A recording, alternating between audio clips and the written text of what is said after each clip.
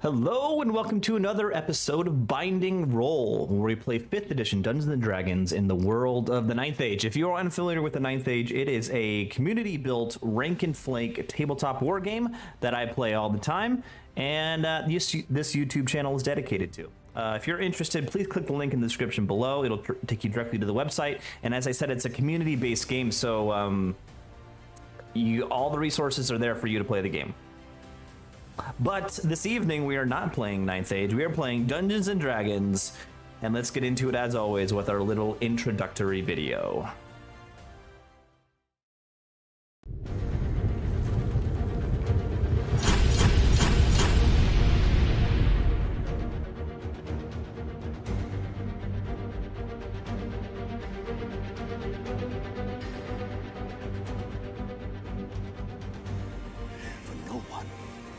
No one in this world can you trust.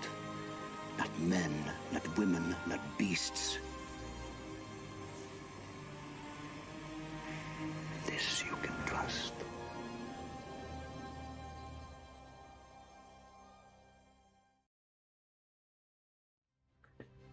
Well, hello again, we're back. It's been a week. We're actually playing D&D twice in 2 weeks. Fantastic, I love it. It's good to see you guys. Guess what? No one has leveled up. Congratulations. Ooh, I'm so surprised. Ooh. But if we want to talk about what I'm drinking, I'm continuing to drink down my wedding beer because I'm gonna moving in a week and a half, and I'm down to the bare minimum of some Goose Island IPA, which we can, it's everywhere. So nothing too special what I'm drinking this week, but what are you drinking, Erky? I'm drinking Kiltlifter Scottish Amber Ale. Ooh, sounds nice. Love that one. What's the brewery on that one? I know it's in Arizona. Four Peaks Brewing in Tempe, Arizona. Sam, what you drinking? Fort George's The Meadow, German-style Pilsner. Ooh, colorful can. Load, how about you? Let me guess, it's a Utah-based beer. It is, in fact. Surprise, surprise. Full of surprises here so far today. Nobody leveled. I'm drinking a local beer. I mean, it is what it is. We've got the Evo Amber Ale, short for Evolution, from Wasatch Brewery here in Salt Lake City. Oh, a perfect sound effect right there. You hear the crisp cracking of the can? That was fantastic. Sunset, what are you drinking? Well, in honor of the southern beatdown we're about to administer, I've got a very large glass of lemonade and vodka. I love What's it. the ratio there? I don't know. We'll find out. I may add more vodka as we go because I think it's a little light, but As you should. we'll see. I also have some rye whiskey if things go really bad. Oh man, you guys are turning it up over In case My of old crow, it's like 80 years old. in case of emergency, break open the whiskey. So I was thinking, the last bunch of episodes, like the beginning here, I always kind of go over what happened in the last episode. I think I want to make it a little more general. If you want to know what happened in the last episode, go watch the last episode. But like the overall story arc is our four adventurers are traveling from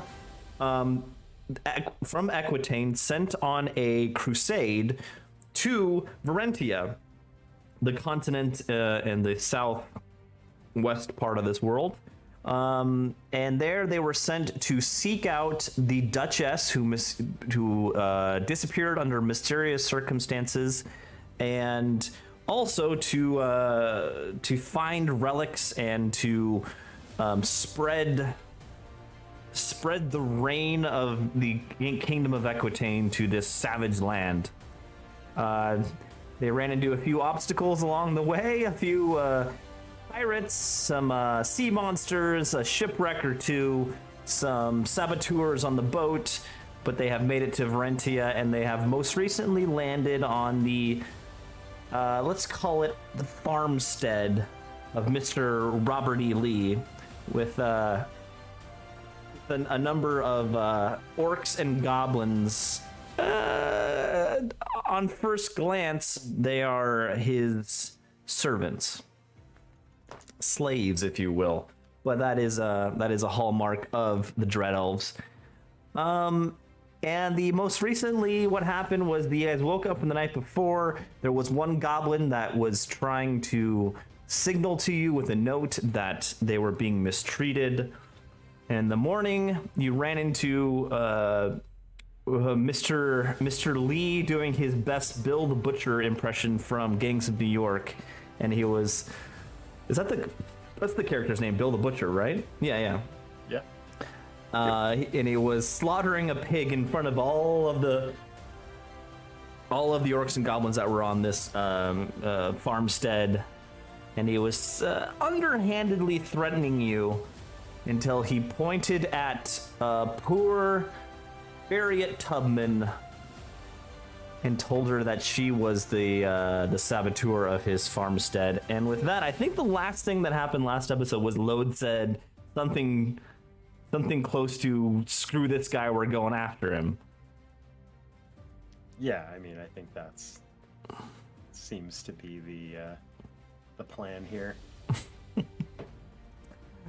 So with that, we're picking up right in that moment. He has, Robert E. Lee has pointed out Farriot and accused her of being, working against him. What, do you guys want to take any reaction right now?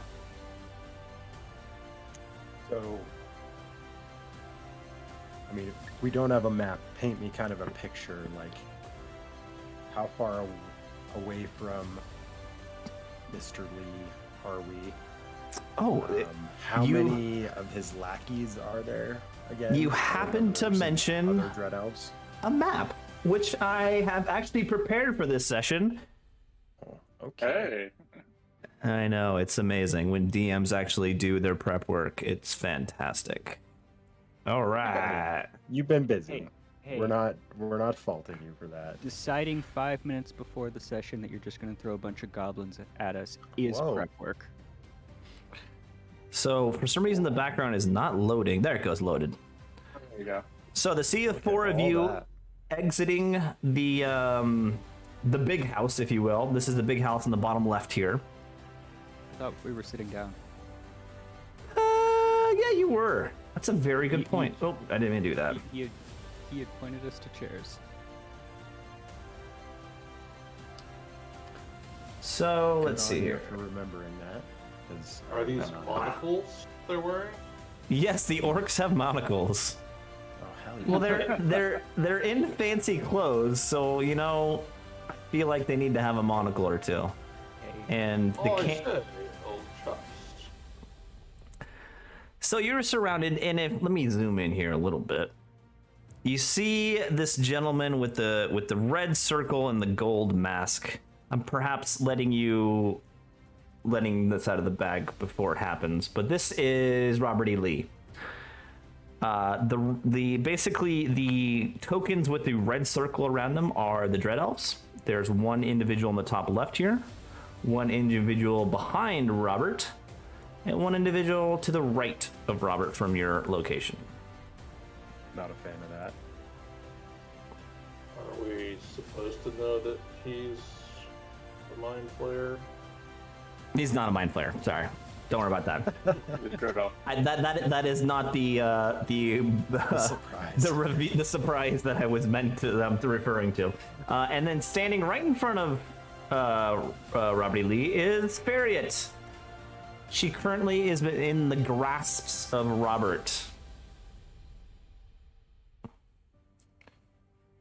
And Robert says, "It seems I have found the proverbial snake in the grass, if I can put it that way.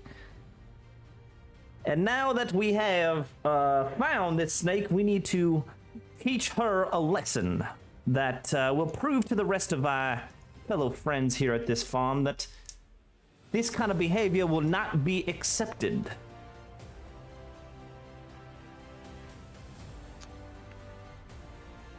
Before anything else happens, can I insight check again on all the other, folks around and sort of see,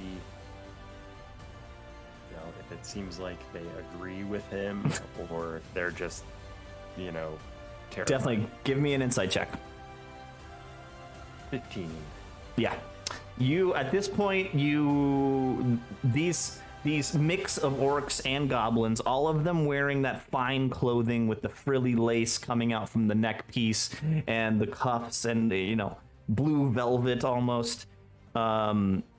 All of them have very worried expressions on their face. They are surrounded around Robert with Farriot, noticeably upset. Okay. Just wanted to make sure I'm not somehow barking up the wrong tree here and everybody else is in on it, but yeah, it didn't seem that way. Can you remind me with the gentleman in black and white, the three of them? Who are they? Those are the three other Dread Elves. These are his lackeys, better word. You don't know their names, but they are all they're well dressed, not really well dressed. Robert is well dressed. He's got that suit on. He's got the wide brimmed hat. Clean hands, beautiful, very, very nice. But these other two, those other three, look like they're a little bit more in the field. They're their trousers are a little dirty at the foot. They're kind of wearing not as nice clothes, but still vests and white shirts. And they're kind of, all of them are leaning against something. All of them are very relaxed, kind of, kicked up, got a piece of oat hanging out of their mouth, a piece of hay, chewing on it, spitting on the ground, leaning up against a pole or a structure or maybe the fence, mildly observing what's happening with Robert. I was kind of studying the map, and maybe you said this, but are they armed? Give me a perception check. Sure.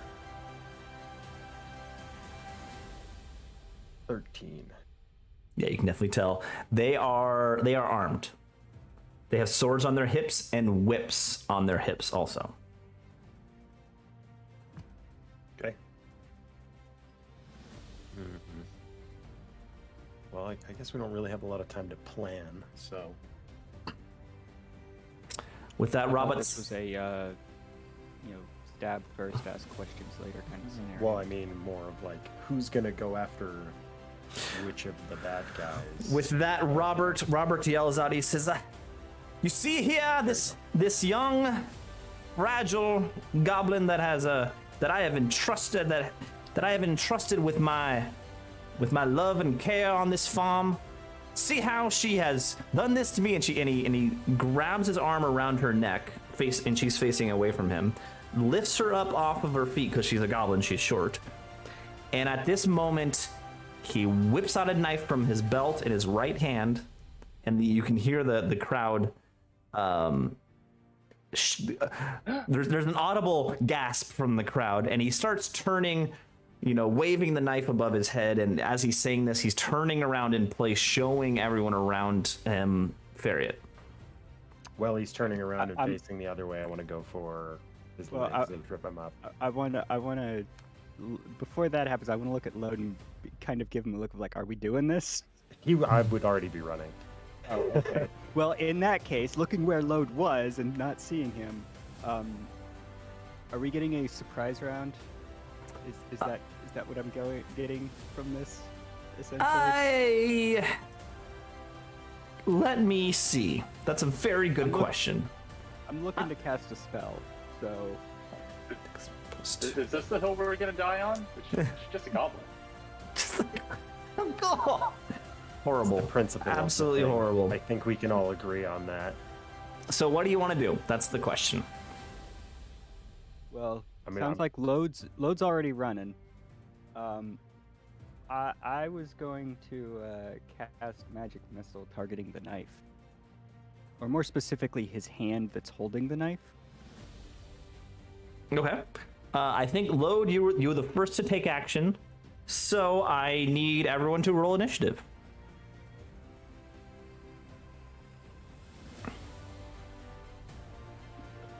Let's see here. He got a 14. Urki got a 14.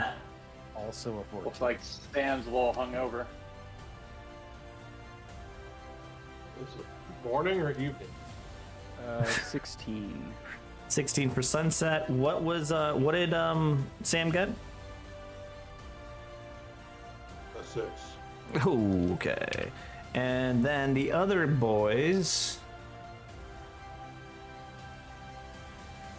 Let's see what they get.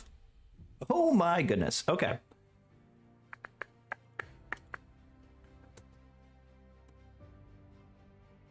Don't like the sound of that.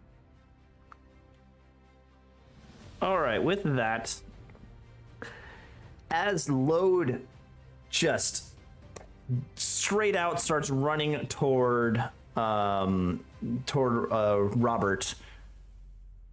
before you get about halfway to him, he whips around and stares at you straight in the eyes. And this time, it's not just his face, but a golden mask that has crafted tentacles coming down toward his chest that are like part of the mask, and that's what that image is there. And he yells out, "How dare you attack honored members of the Academy! I welcome your advance, and I bid you the best of luck," with a chuckle.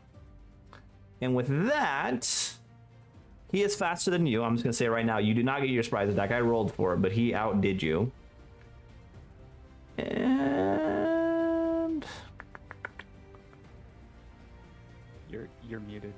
Yeah, we collectively didn't do awesome on initiative, so it makes sense. let's see here. He is going to cast. He waves his hand in front of his face at Load. And I need Load to give me a Constitution saving throw. Oh, okay, cool. I was waiting for a wisdom save. I'm good at con saves. I mean, theoretically. A 12. Woo! As you're running toward, with your weapons out, screaming in bloody rage, you feel yourself slowing down. Like, why am I not getting closer to him as my legs are moving? In fact, he starts towering over you. As you look around, you realize you are slowly shrinking. We gave him ideas, guys. Yeah. And with that, he has cast enlarge. What was it? Reduce or enlarge on you? Yeah, enlarge, reduce. Enlarge, reduce. And you have been reduced, which means you're half the size. Oh no, these are the effects for enlarge. Hold on. Where's the effects for reduce? Anyway, he does that, and then he runs away from you a little bit. He runs back into the crowd of orcs and goblins to right there, with Fariat still under his arm. And with that, it is now the other boy's turn, and as he's slowly stepping backwards, chuckling at you, Robert says, "My dear friends, I would like to introduce you to Mr. Jackson, Mr. Stewart, and Mr. Longstreet. They get the business done on my farmstead here." And with that, This guy here is movement. So hold on, he's just backing away, holding the goblin, like gonna go kill her off screen. Yeah, that's what villains do, right? I just wanted to make sure that the scene was set appropriately. This guy up here jumps and comes up right next to Sunset, and he is going to multi-attack you. What is your AC for the first attack? Right now it's 18.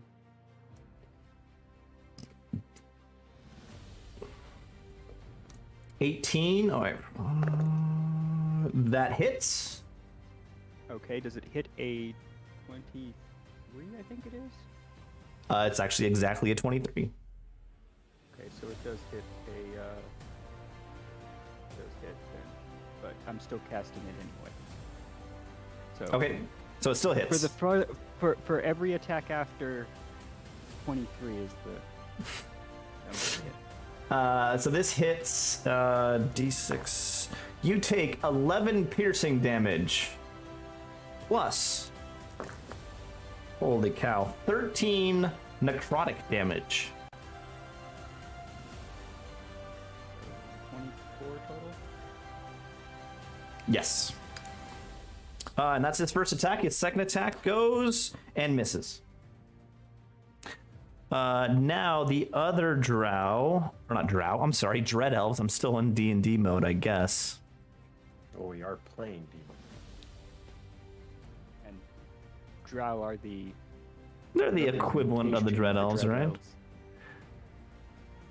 This dread elf comes up behind these two orcs and this goblin right here, and he takes the orc that is right in front of him, this orc here, and puts a knife to his neck. I have a quick question, actually, regarding specifically that. Mm-hmm. The representation of the Dread Elves. It is in fact drow, right? I'm not gonna tell you that. I only mention it because drow do have a disadvantage to attacks in sunlight. I know. But these aren't drow, and these are dread elves. Right. Red elves Right. wouldn't, so don't expect that. Okay. I had Worth to a try, shot, right? though. I Worth a had to shot. try, right? The dread elf in the south comes up to this goblin, and this one he actually attacks, and he just stabs him in the back. You hear a squeak, like, right in the lower spine of this goblin, and he shrieks and falls over dead. And you then, as that happens, the drow, you can hear the drow chuckling, and he says, Dread Elf. God, I keep saying drow, damn it. See, they both start with DR. The dread elf says, well, why don't you come figure out what we can do to you, out-of-towners, city folk? What's the reaction of the other servants? Because like unprovoked, just murdered just a bystanding goblin, right? No They- threat, nothing. Just like, no, we don't need the servant. The reason why these guys are moving before you is they're very fast. They're like lightning fast.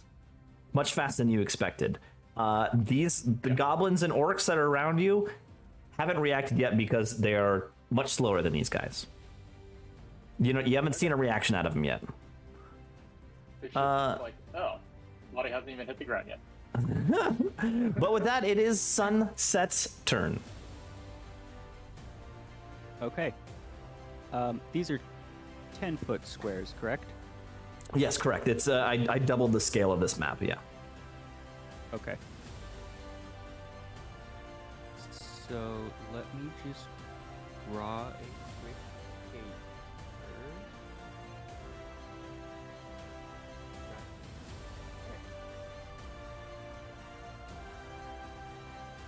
All right, where is my?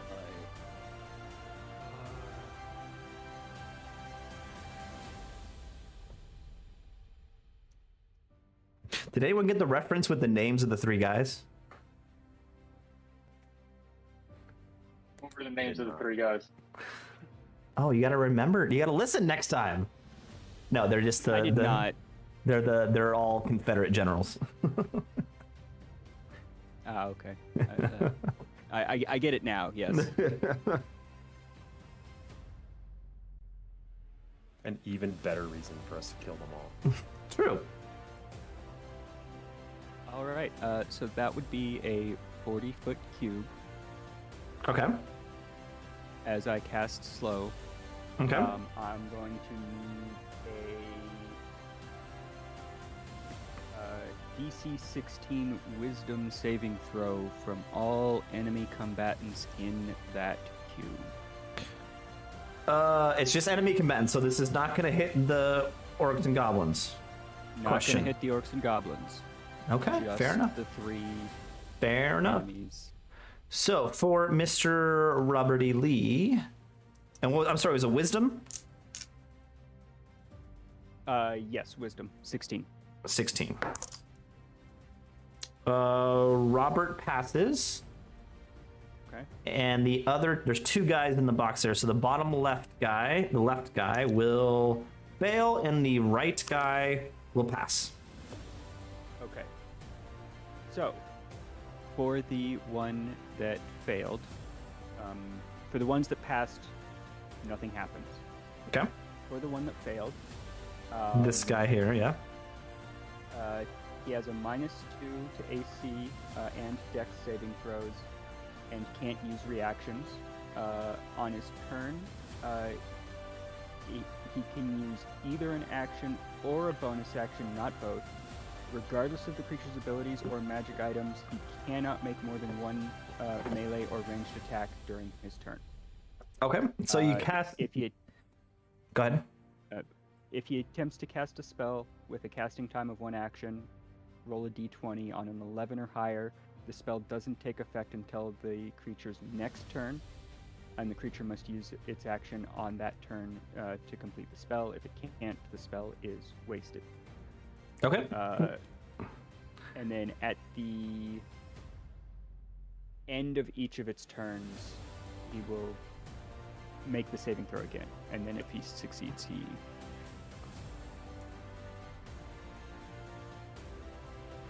Okay.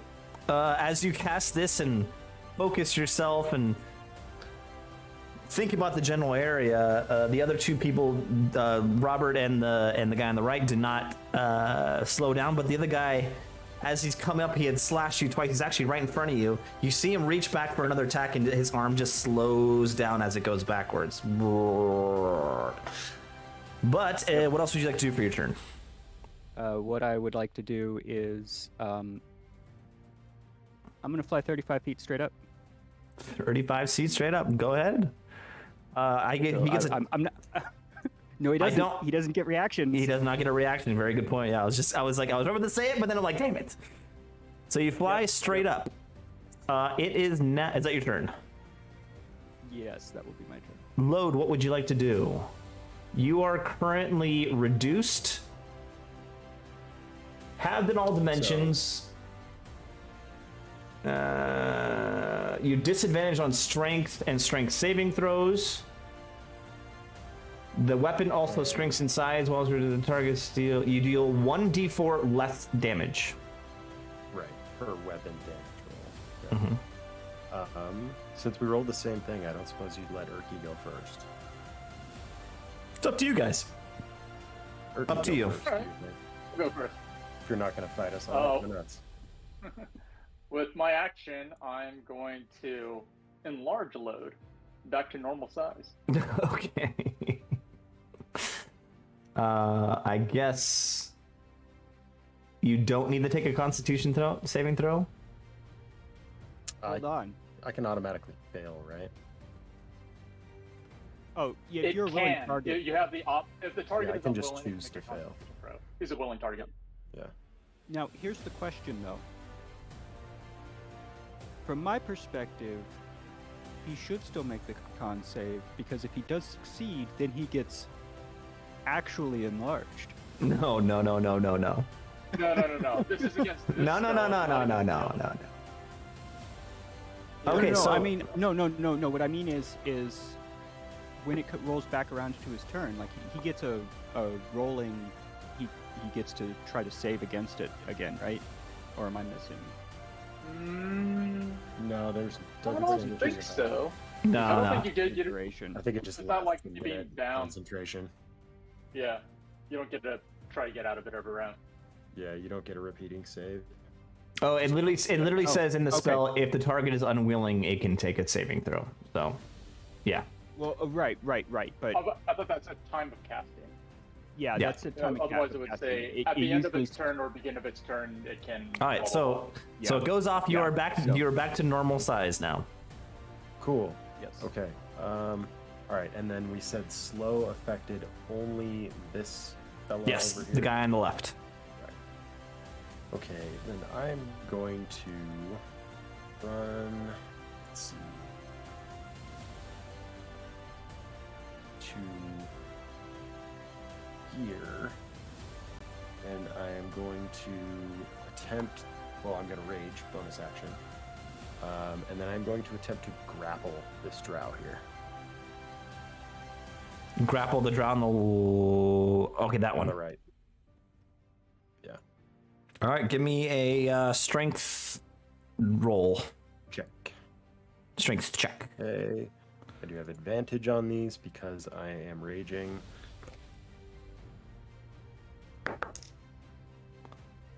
What'd you get? 25.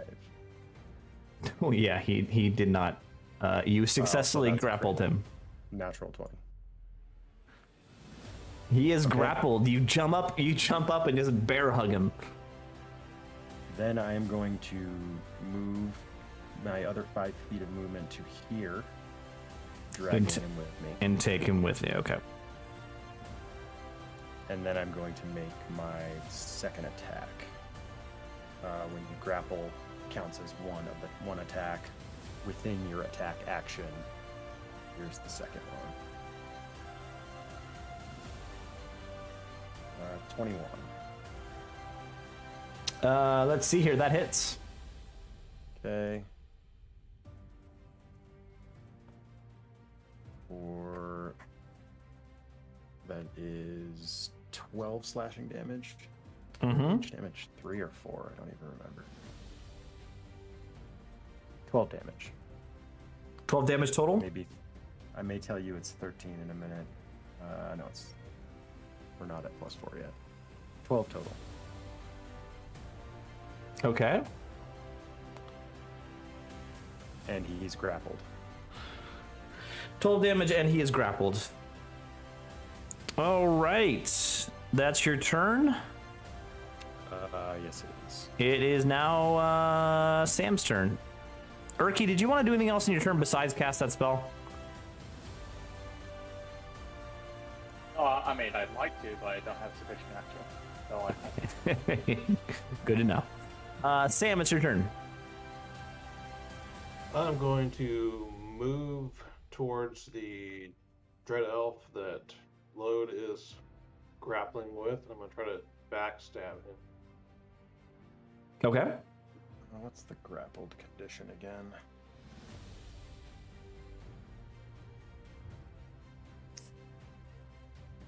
Well, that's a crap roll. But Try you that again. get advantage, don't you? Because he's constrained. Grapple, Yeah, I mean. you would. There's 15 hits. That does not hit. No. He actually doesn't Okay. get advantage. He does because he's attacking from. Oh, he Yeah. gets his He's- advantage. Sorry, I Yeah, thought he he's meant because he was grappled. he's flanking. Alright, I'm just going to use my lucky thing and try one more time. Good God. Jesus Christ. Boy, I can re-roll that because I have... The halfling thing, yeah. Yeah. yeah. How many rerolls do you freaking get? There we go. Does 19 hit? That hits. And Just you keep get trying. surprise damage or whatever it is. Sneak attack. Yeah, so Sneak attack. 31 damage. Oh, That's all I got. as he's just grappled with Load, and he's yelling out loud. You come up and you just shank him in the side, and he screams out. Right. That is now it is the orcs and goblins' turn, and with all this action, finally they react to what's happening, and everyone screams and starts running for the buildings.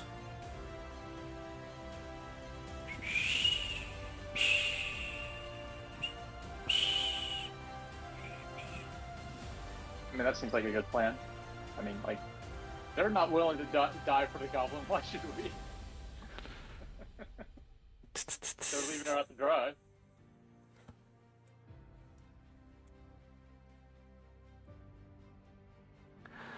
And with that, let's see here.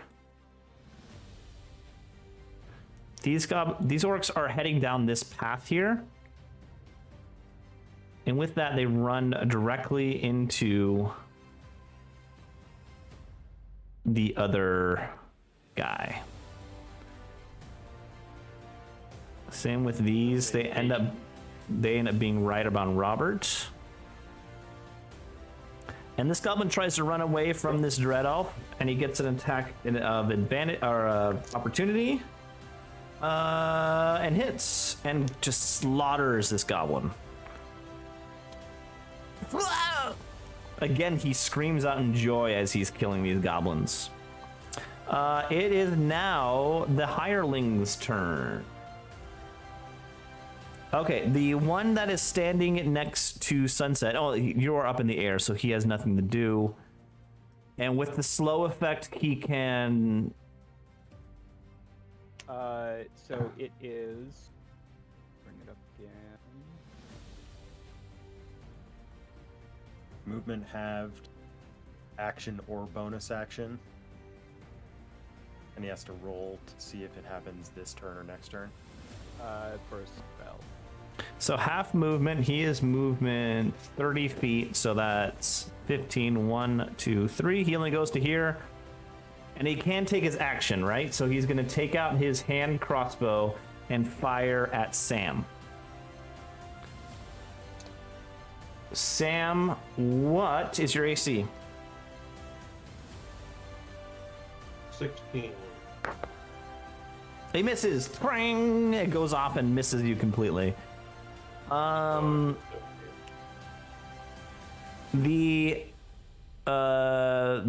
dread elf that is down to the bottom right goes 1, 2, 3, 4, 5, and goes here and swings on Sam also. Does a multiple attack. What's your AC? You said 17? Do those Yeah, orcs get 17. attacks of opportunity? These get attacks of opportunity because you have two opponents. He has two opponents next to him. That's first is a mid. We'll re-roll. Misses again. The second attack definitely hits. And you take 9 piercing damage and 9 necrotic damage. And as he reaches up and slices at your side and gets you by surprise, you didn't see him coming. 5-foot cube. Out from the blade that stabs you in the side,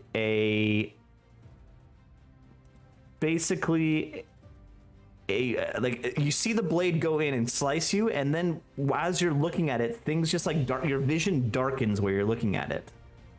And it starts to like spread out. And basically at this point, you are in a 5-foot cube of darkness. Sam is completely obscured from view. Is that different than normal? It's a good point. It's a very good point. Does Sam get honorary blind sight for being perpetually blackout drunk? Actually, you know what? No, it doesn't do that. I completely lied to you. It's the darkness is going to show up around the dread elf that did that to you. He basically disappears from sight.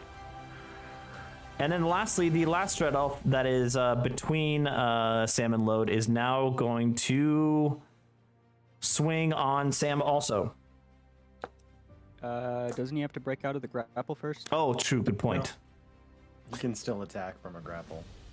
The only condition of the grapple condition, is because that their speed becomes 0, and they have to break out of it to move. So he's gonna swing on you. He gets a natural 20 on the first attack.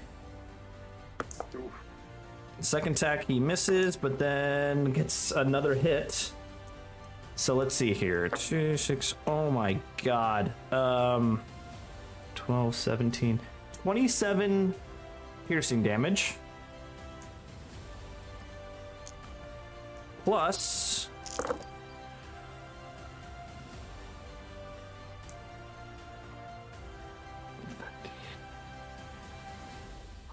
31 necrotic damage.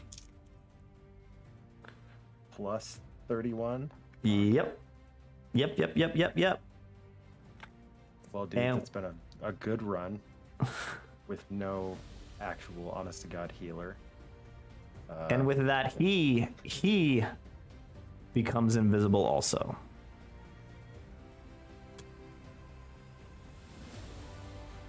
I mean, I was Ruby hit. holding him.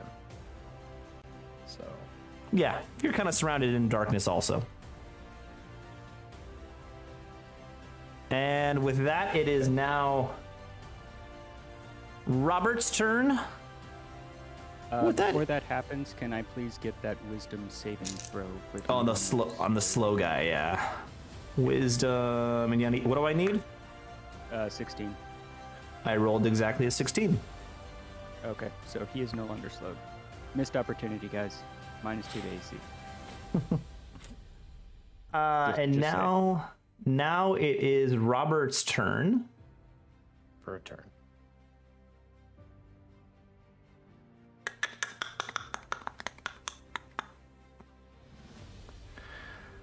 He is going to is still holding on to Farriot. He claps his hands together and he lifts off the ground and flies to the same level as Sunset. Straight up though. Straight up. Damn it. That ruins a plan I had. Or does it? It might not. Let's find out on your turn. It might be okay. I think it's still okay. Let's see here. That's his turn. It is now Sunset's turn. Okay. The rules of Fireball state that it explodes at a point I can see. Mm-hmm. Can that point be floating in air with no impact? Read I out want the the DM's ruling on this. read out the actual wording. Burst. So the actual wording is: a bright streak flashes from your pointing finger to a point you choose within range and then blossoms with a low roar into an explosion of flame. Yeah, Doesn't you can say do it it. has to be on the ground. Yep, you can Not definitely supposed do to it. impact. Unless the target in like the spell description says round. Nope, no target. It's just Yeah. shoot the ball and the blow up here. There is no target. It Yep. just goes. Yep. This fire's happening whether you want to or not. Yep. You can try dodging it. That's it. Okay, so trying to think. I think I gotta do it at 20. I think I gotta do it at 20. So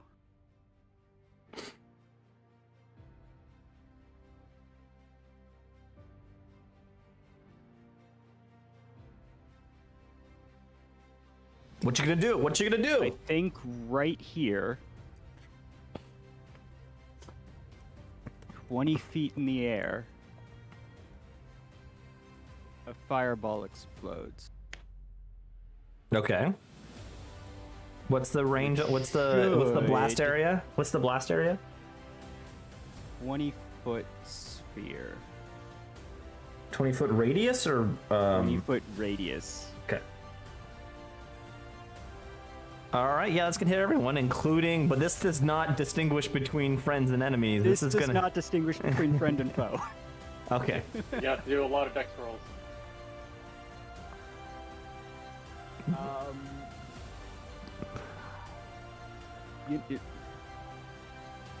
I mean, Sam and Load. Well, Sam at least can see it coming, so he gets out of it for free.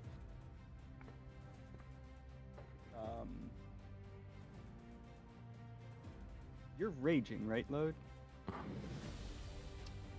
Yes, I am. So I also have advantage on dex saves against things that I can see. So Okay, well, the question is, can you see out of the darkness that you are currently in? as I understand it, theoretically, I'm not in it. DM's ruling. You're not in what? Am I in the darkness, or is it just kind of swirling around me? You're Can I holding him, see so this you're- fireball blowing up in the air. You cannot see it. Oh, right, no, it's in the air. It's 20 feet up. He probably can. No, he's Or, in. well, I He's, guess, he- if he's in the darkness, he wouldn't be able to. he's in the darkness. You cannot see it. And this is magical darkness. Mm-hmm. Yeah, it would be.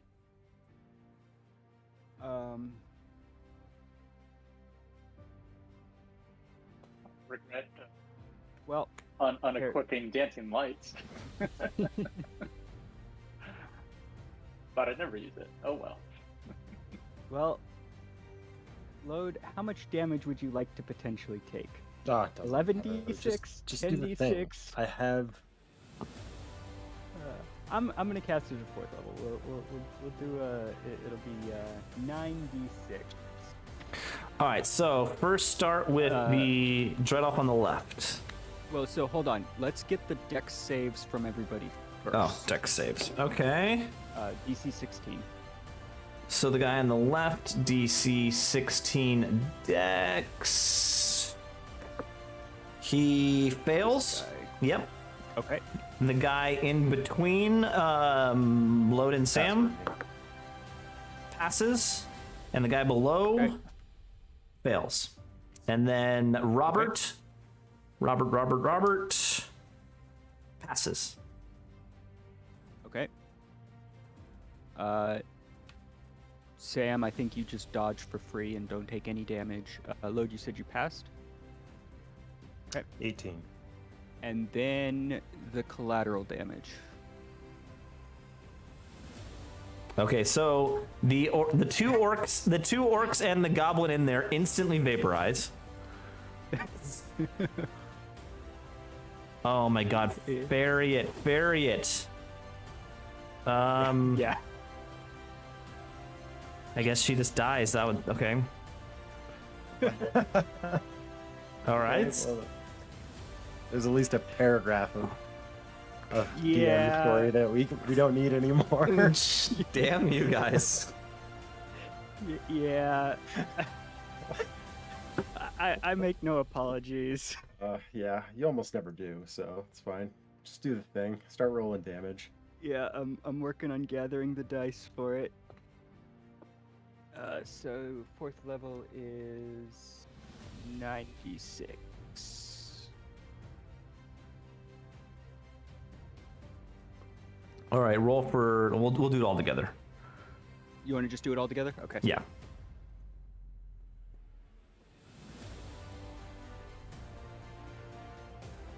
Oh wow. That's a lot of 5s.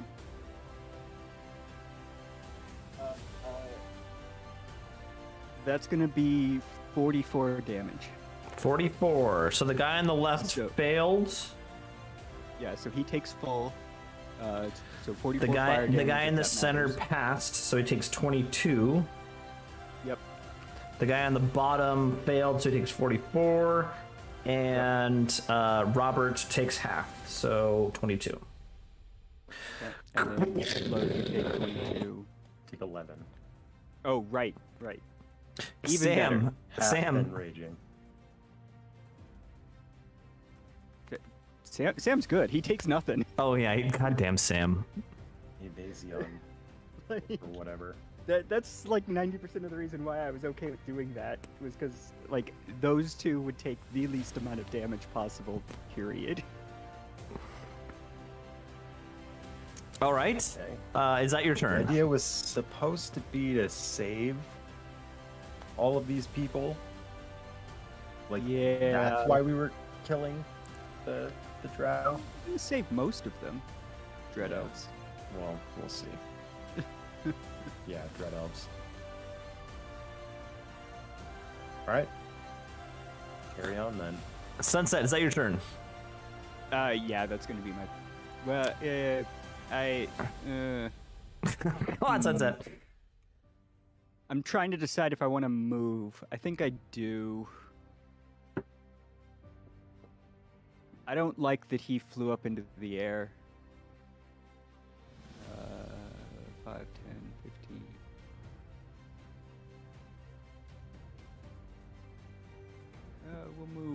We'll move back there. And that'll be my turn. Okay. Urki, it's you. So, prior to Sunset's massive fireball, my original plan was actually to snipe Barrier, to try to get people to chill out. There's nobody to save, and just like kill the hostage. It's like, all right, time out. It's just like that. That was my plan.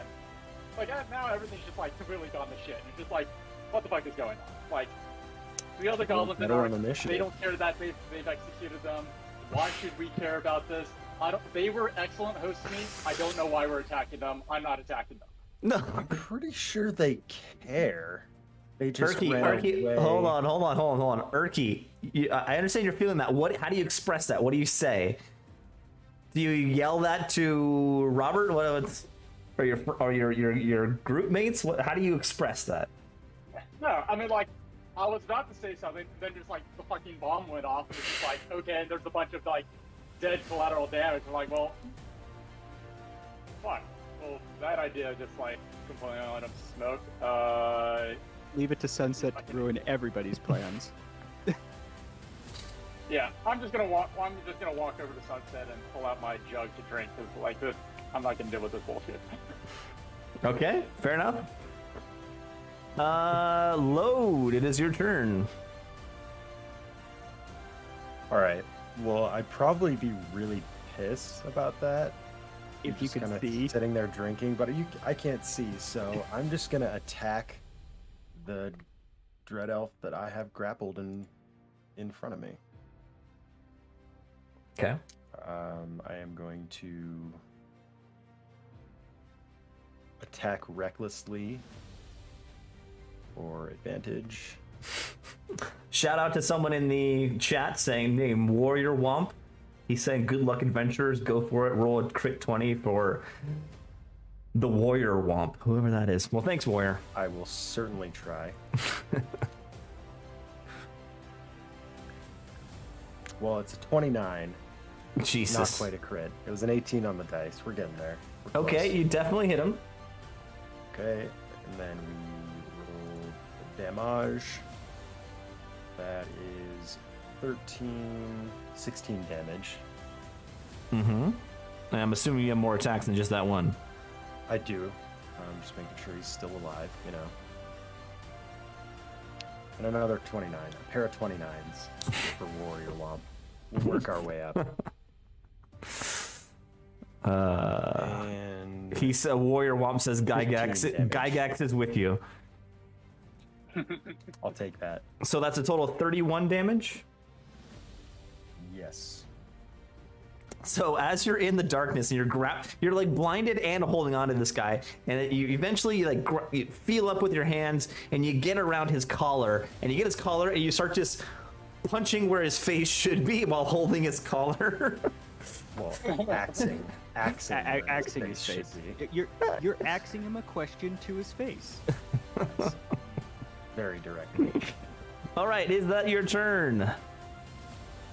I guess it is because I have a bonus action to offhand attack, but I have to use a free hand to grapple. So let's see, do I want to move? Could you drag him?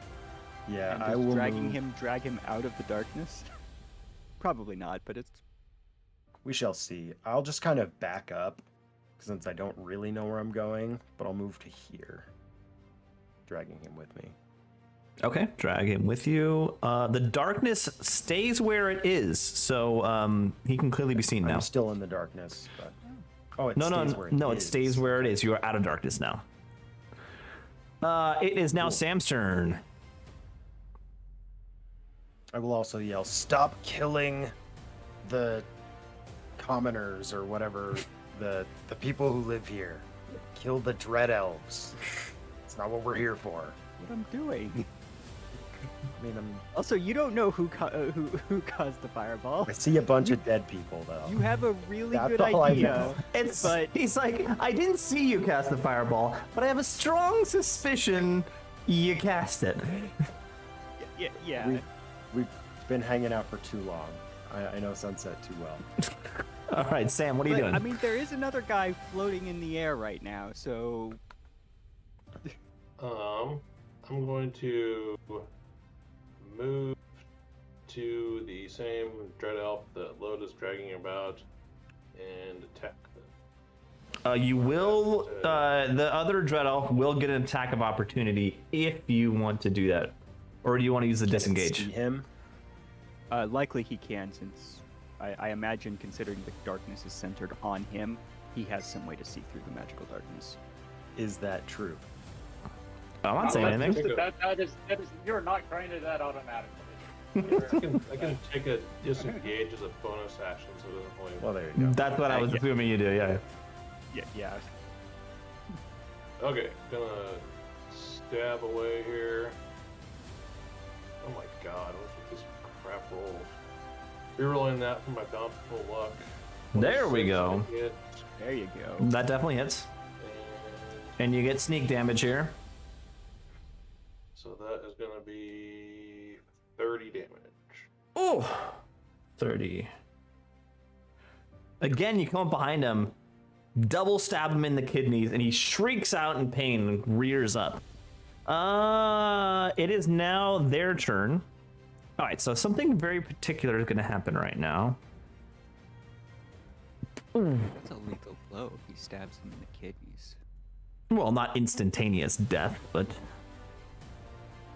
Right. But All right, here's what's going to happen. Here's what's going to happen. Wisdom... Yeah, okay. And wisdom... Okay.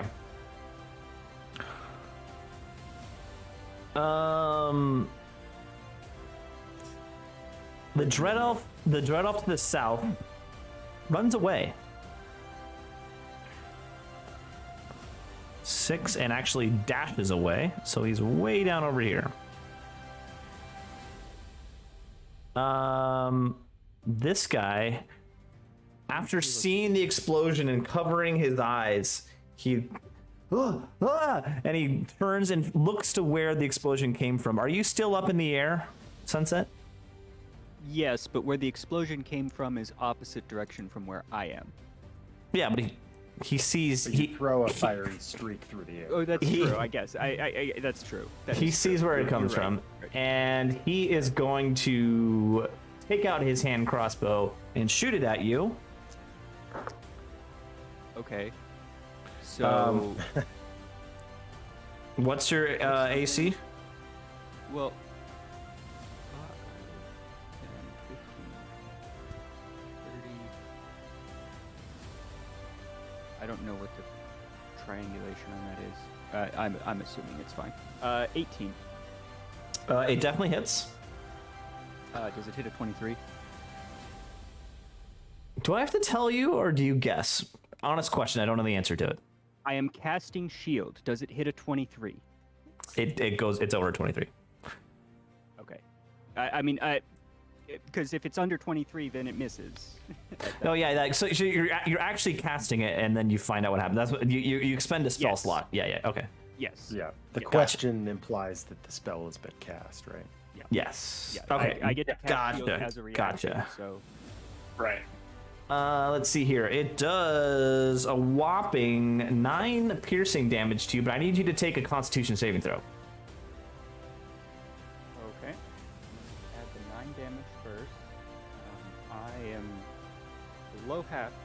The term would have been bloody in past editions. Or no, I'm not quite below half yet. 35 would be 70, so almost bloody. Con saving throw. That's going to be a dirty 20. Ooh, okay. You're fine then. And then lastly, the dread elf that's between Sam and Lode. You still have him by the collar, right? You know, Lode. He Yes. turns to you at this point, and you see his eyes are wide, and he's very much taller than you, so you're kind of holding him way up here, but he says, and he doesn't attack you, and he looks at you, and he says, dwarf, I'm trying to think of the accent I'm trying to do. I do declare, a dwarf, Always a good place to start. that's how I start the accent, is you gotta say the catch line. Yeah. Do declare. I'll start. This is, you obviously are a greater match for me than I suspected. I plead with you, good sir. Spare me, and I can help you get what you need. Can I respond as a reaction? Sure, yeah. Help me how? And he says there are many. This farm is connected with many a strong and powerful individuals. I can get you be riches beyond your imagination, but just protect me from Robert. If you help us kill him, defeat him, I will protect you. He chuckles and he says, "Oh, actually, give me a persuasion check." Sure, why not?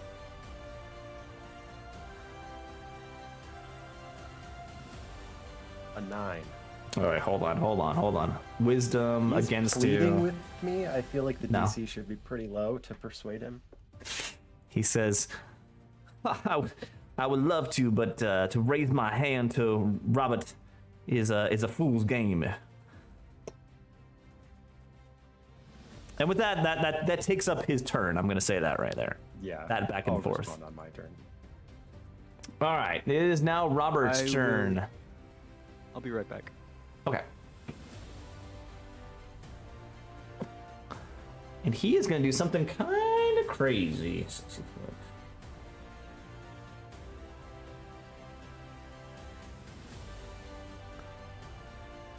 Range area 60 feet cone. Okay. So he is going to fly to right there. And he says, the interlopers must be taken care of, and you, the betrayer, I heard what you said. I am very, very disappointed.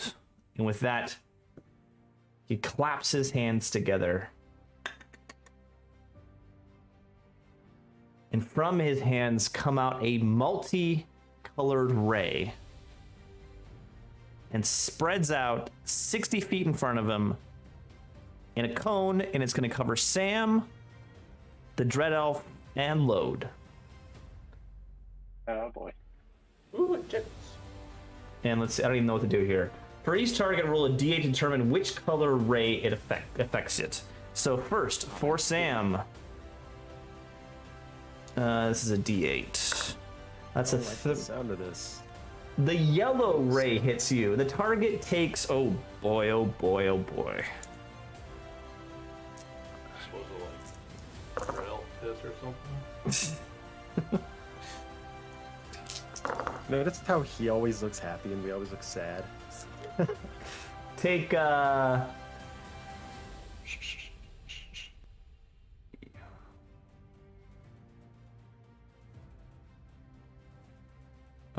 take a dex saving throw first. Oh, that's good. You should be good at that. 28 crit. So if I'm understanding correctly, that would be the widest point of the cone. Ish. Yeah. And as far as it'll go. Well, it's more at an angle. He's aiming it at the three of you, so from where he is. So it's gonna vaporize the orcs behind you too. You take 15 lightning damage. Can I have that with my uncanny dodge? Oh no, that's just load. Just let me get to you. Let me get to you. Oh, Wait, I haven't taken a save or anything yet. That was Sam. Oh, that was Sam? Oh, okay, well you take 15. Yeah, I told you to take a so- save. So hold on, was it a dex save? Yes.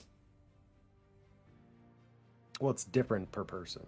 No. It's If- no. It's a dex save for everyone. The damage is Oh, different. okay. If Alright. it's a dex save, congratulations, Sam takes 0. Damn it, Sam. Okay. For And- load now. For load. We're moving on to load. At advantage because I can see it. Still only a 13. Let's see, his spell casting value of this guy is... Spell save is 18, so nope. Oh, damn. D8, 7. The violet light hits you. You are blinded. Then you must take a wisdom saving throw at the start of your next turn. Success, the blind they ends. If it fails to save, the creature is transported to another plane of existence of the GM's choosing and is no longer blinded. Typically, a creature that is on the plane that is in the home plane is banished home. Okay, yeah. So you will be transported somewhere else.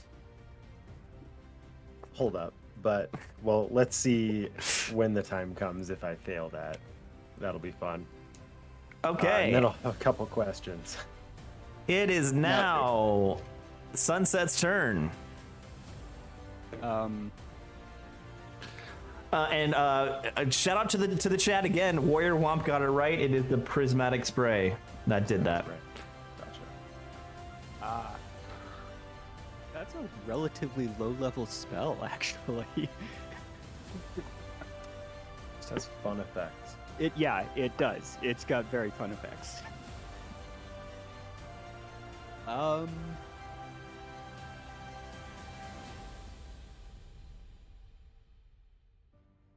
Well,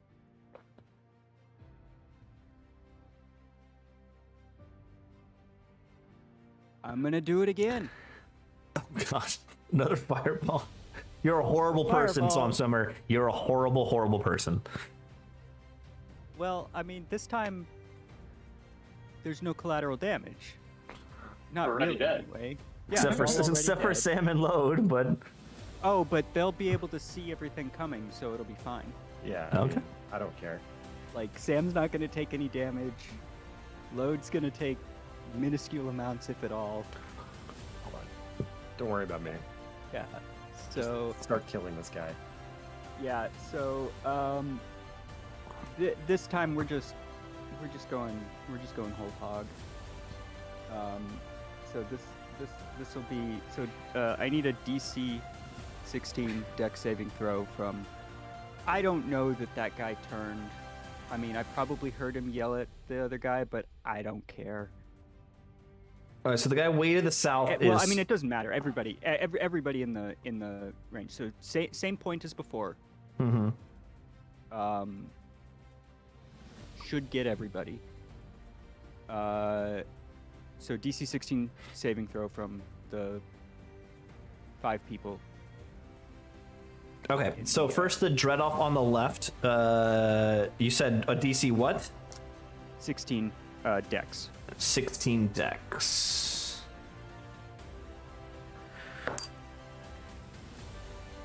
Passed on the left. The one in between Sam and Load.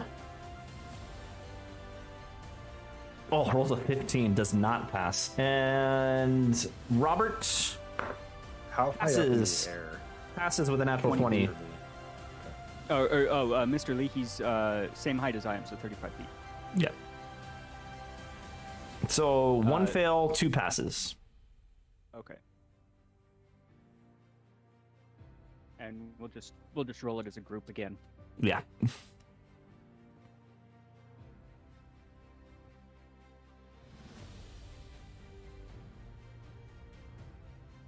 Load rolled a 12, so you failed? I'm assuming so. And of course, Sam rolls a natural 20. He does not care about fireballs at all. Sam doesn't even need to roll. He just takes no damage. Really? He doesn't even have to roll? Yeah, because he auto succeeds, and then because of his other ability, he basically takes no damage. Oh, Jesus. He Okay. doesn't even have to roll. It's super. It's But super broken. okay, so but Load rolled a 12, so that means he fails? So that means he fails, so he would take full damage, but because he's raging, he'll only take half. Correct. So, I am going to boost this with my empowered spell. You couldn't have done that last time when I passed the save. I was already rolling damn near max damage. I rolled 9 die. I got 7 5s. Jesus. Well, Yeah, carry on. it was ridiculous. Yeah. So re-rolling 4 of the die.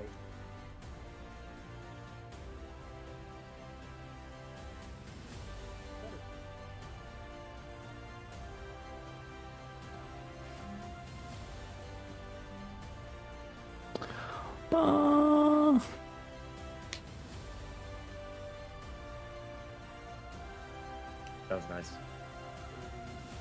What? Wow. You're 44 Oh, again.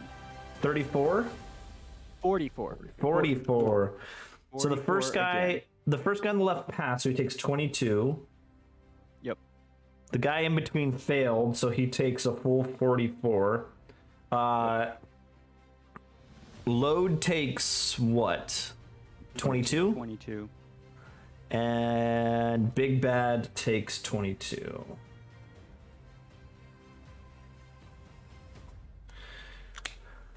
As this explodes, again, brightly, everyone shields their eyes again. Orcs and goblins are still screaming and running away. This is a freaking horror scene. The dread and as this dread elf is still talking to you, you're like in mid conversation. You're that last word, where he said, "I dare not raise a hand to Robert."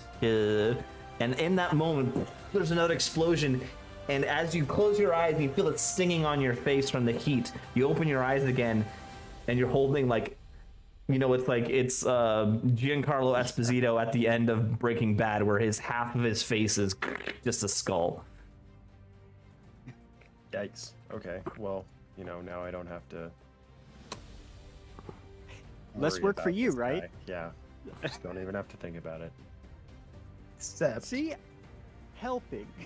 Yeah. Right. Sure. All right, Sunset, is that your rest of your turn? Yeah, that's gonna be the rest of my turn. I got nothing else.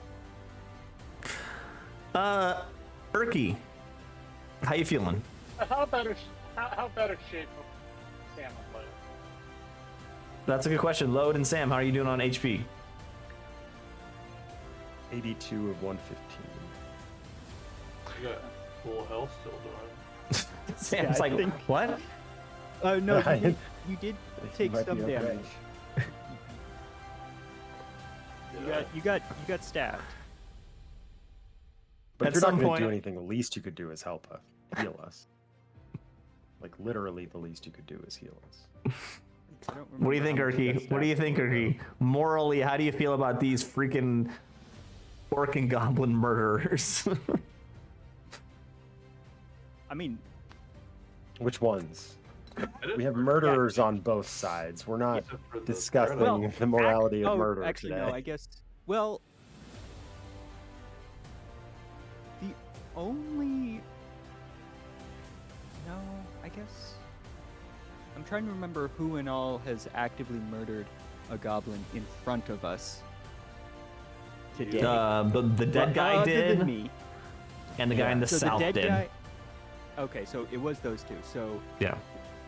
the two enemies that murdered somebody, that murdered a goblin, are gone. Well, who said the guy I'm in the south only is one gone? who's murdered a goblin that's Moving still on. around. Moving on. Erky, what are you doing?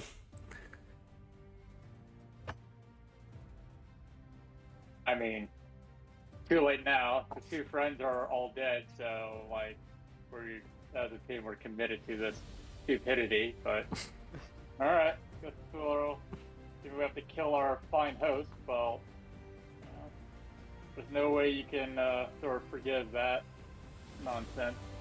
So I'm just producing Alright. fireworks. Like, I'm celebrating our fine. It's not my fault he's in the blast range. It's just a I get celebration. it up in the air for a reason. What's he doing up here? I know better. Yeah. All right, I'm gonna target Robert. Scorching Ray level 3, so it's gonna be 4 rays at plus 11. Oh, 26. very nice. 26 28. hits. 28 hits. Crit. 31 definitely Oh. hits. 29. Jesus. All of those hit. Yeah. Whatever. So, so we roll. So for the crit, we just max that out, and then we do another roll, right? So, so 12. I'll just roll this 4 times, and then plus 12, right? Sure. Okay. 8, 9, 11. Okay. So that's 37 on the 20, 37 plus 12, 49. 49. And that's just direct damage. I don't get a save on it, right? Yeah. Correct. That's direct damage. Oh my goodness. Outdoing you with Precision. fire damage. Precision, you and your blunt ass bombs. I mean, come on. Show some skill Hey, here. I mean, okay, to be fair, technically I did deal more damage than you. What the level 4? Yeah, actually, because the first fireball was cast at 4th level, and that was 2 22s, 2 44s, and 12. So that's All right. like Do we really need to argue about who did the most damage right now? We can do that later. That's what after the show is for. It is. Yeah. I mean, I didn't want to get to this point, but you, like, us, like, annihilating 2 of his, like, friends, like, well, forget the servants, but, like, 2 of, like, your race are dead now, so it's like, okay. No, only one of them. The other one ran away. We can't parlay this anymore. The other All one right. ran It is away. it is now officially Lode's turn. And Okay. arguably we helped him because we killed the one that was defecting. All right. We're still gonna kill him, so it doesn't really matter. Or we're gonna try. I'm gonna try. He's 20 feet in the air. 35. 35. All right. Well, maybe I'm not gonna do anything. Fly isn't a concentration spell, is it? It is not. Bummer.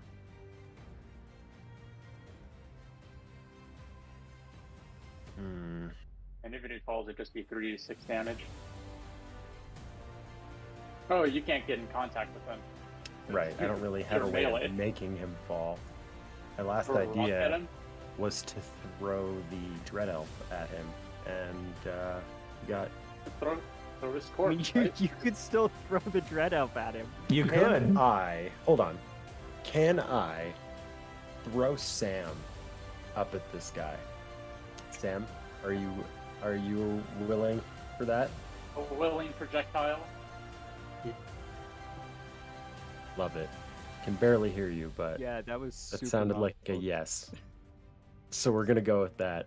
How do you want me to go about this? DM. Oh, give me a strength check. Just a straight up strength check. Okay. Mm-hmm. At advantage, because I am still raging. I keep taking Just damage. ah! That is a 21. You successfully throw Sam. Yeah, you successfully throw Sam high enough. I want Sam to now give me a dexterity check. You're kind of like gliding yourself, so you aim, there's enough thrust there, but I just want you to make sure you hit the target. You do hit the target. You collide with actually no, he definitely gets a dexterity save on this. Hold on. No, he fails. You collide with Robert. You can do a regular attack because it's now your turn. All right. Grapple, and then you'll just be hanging there. Can I just like grab onto his eye sockets? Yeah. Like, On the tentacles on the mask. yeah, there you go. And then if you're stuck, you can just use your other attacks. Yeah, give me a grapple, just strength check.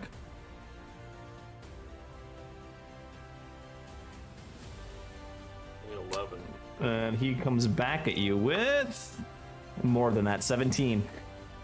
So as you fly up, you collide with him and you get your arms around him and he's like struggling, and then he just shoves you off, breaks your grasp. You are now falling back to earth. I'm going to give you one opportunity to do one attack. Right. I will use my stabby device. Oh, God. 26, That definitely hits. Hell yeah. and 6 damage. Ooh, okay. 6.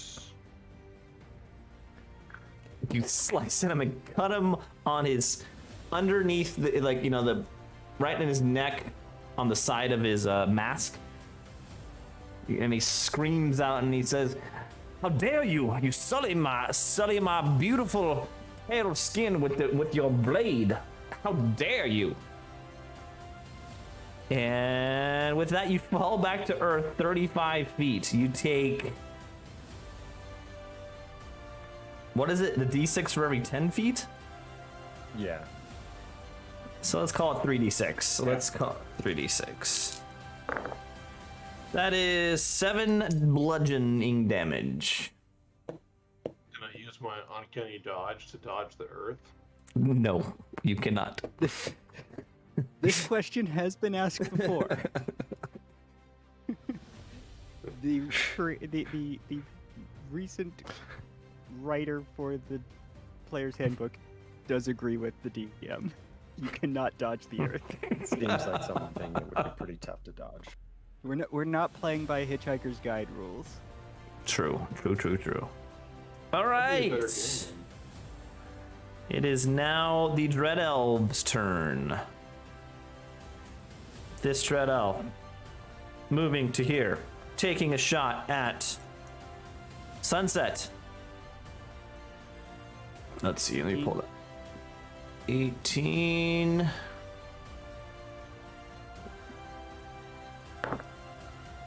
Misses. Awesome. The other one. Use a spell slot.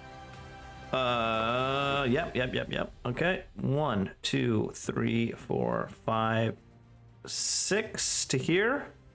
Taking a shot at you also. 18. Oh, came back to the battlefield. I will be This- right back, guys.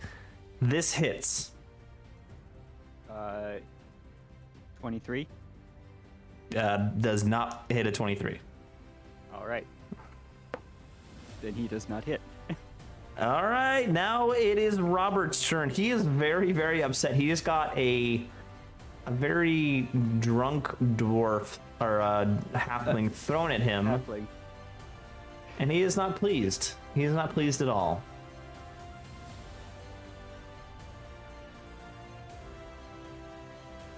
Yeah. People would pay money for that.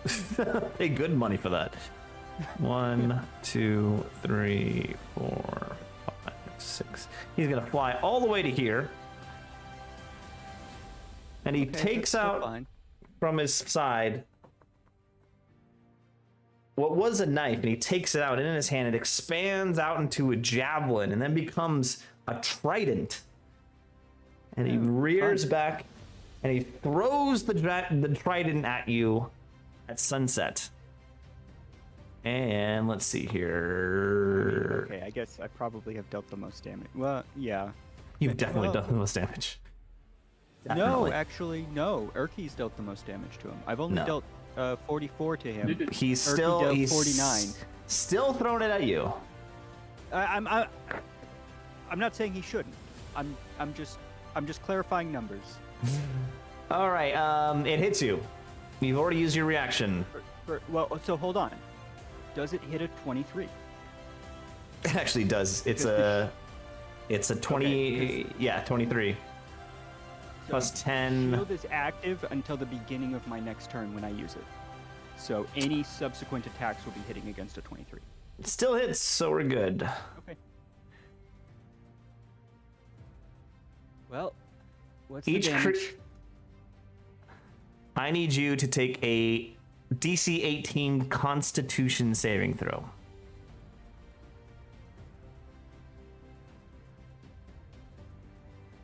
Come on, dice. Just need a 13 or higher. No, 18. 18. I have Oh. +5 to con saving throws. Okay. I just need a 13 or higher on the dice.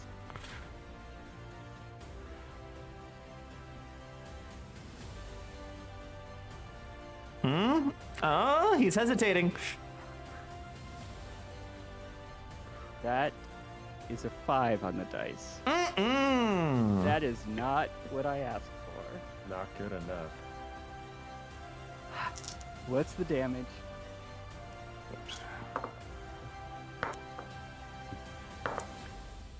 Oof. Take 17. What kind of damage is this? Thunder damage. Okay. And you are Is that pushed. the only amount of damage? Yes. Okay. You are pushed and you are stunned. Push 10 feet and you are stunned. By the way, Load, we never rolled for your prismatic spray. See if you get warped into another dimension. Oh yeah. And I guess I forgot I was blinded when I was throwing. A wisdom saving throw. You got this.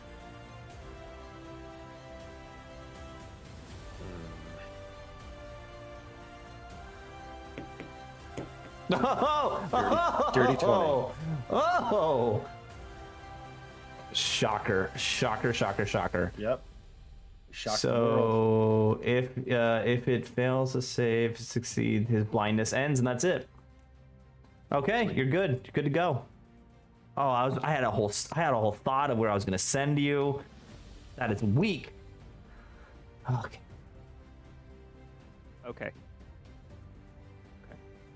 All right. So now, do you fall because you're stunned? So I'll let you rule on this. In relation to the effects of the boots if I were to run out of time with them. So if I were to be flying if I flew for 4 hours straight from a fresh charge, at the end of that 4 hours, if I was still flying, I would descend at a rate of 30 feet per round until I touched the ground gently. Oh, your boots do so- that? That is the wording on the boots, is if you are flying when the duration expires, you descend at a rate of 30 feet per round until you land. I imagine there's some sort of not quite concentration that is required, because it doesn't specify concentration, but something similar that is required in order to keep me flying. So I would argue that dissipates at stun, but would ultimately result in the same effect as if I were to run out of duration. Let's say roll the damage, 3d6, and take half. Well, didn't you say you descend gently? Yeah, it's That a happens. gentle descend. Like it's not a. But that's under I the don't come assumption that you're crashing down. conscious. Well, right. the boots don't know if you're conscious or not, do they? Yeah. So I mean, that's the other thing is like It's a there's safety no. feature. I Yeah, made there's- this. This is there- my thing. It's a there- safety there- feature I included. So No, knock you're out right. half You're damage. exactly right. I want Erky to take a wisdom saving throw to see if he was smart enough to put this safety function in these boots. Well, wise enough. to put it in. All right. Exactly a 10. If it's 50-50, that's, I mean, if it's sort of D&D 50-50. Right. That's a pass. Yeah. 10 With a plus death is save. pass. That's a pass. All right, you don't take any damage. But right. you were still stunned. Well, so but the argument really was that it's either I descend gently or I stay flying at 35 feet. Didn't No, sound you good. definitely come down. That's what I was. You definitely come down. That's what I was arguing for. Yeah. Is either it's. So okay, so I descend gently over what appears to be a fence. So see how that rolls.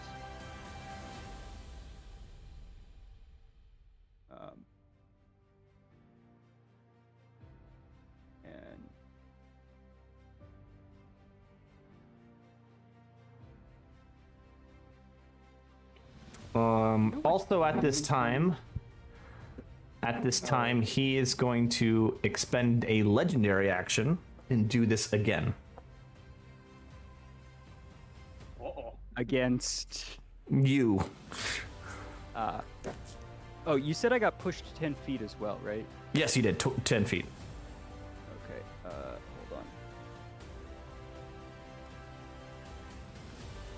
on. Away, basically away from him. I Yes. guess would be the. Okay, so like there. Oh joy, I'm landing on the roof. Aha! I'm landing on the roof. It looks like you're landing in the bushes. Well, there's a bit of roof there. He hits you again. And does... Does it hit a 23? Yes, a 23. I am aware of the 23. Right. This cost him 1 legendary action. Okay. No, 8. Here we go. Here we go. Here we go. I'm taking... Where did my D8 go? There we go.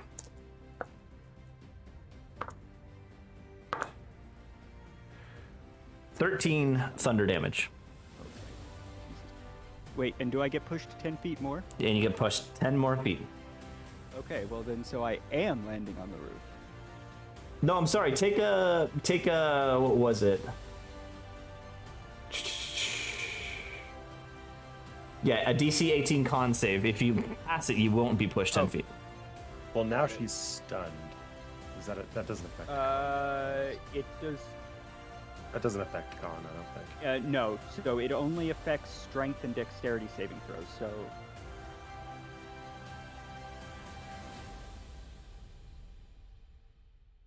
Oh boy. I rolled a 9 this time. Okay, so yeah, you do get pushed 10 more feet. You're Yeah, and I you're get- I double get pushed stunned. 10 more feet. Well, Double stunned. there's no such thing as Not double a thing. stunned. There is in my book. Hey. It's double stunned. I land on the roof, so that's even less. That's even less. But yeah, you said 13 damage? Yeah, that second one was 13. The first one was 17. Are you unconscious? You're off by about 5. Whew. Whew. All right, it is now Sunset's turn. Great. Do you have to take a turn to recover from stun? I don't even remember. I have no idea actually. It depends Let me on, look it up. It on doesn't the it like spell. it doesn't look like there's It depends on the spell or the effect Yeah. that caused it. I think that's Oh, okay. Yeah. You have to take another con save. okay. Against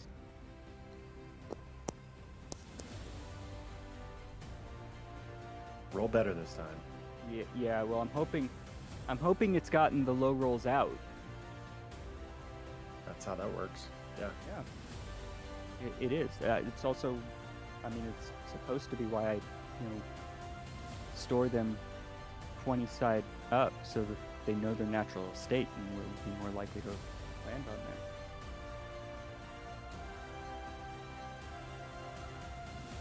15? 15 total or 15 on dice? 15 total. Nope. 10 on Didn't do dice. it. Didn't do it. Alright, well, I'm laying there, leg twitches a little bit All right. from residual electrical shock. But yeah, I'm just chilling there. Erky.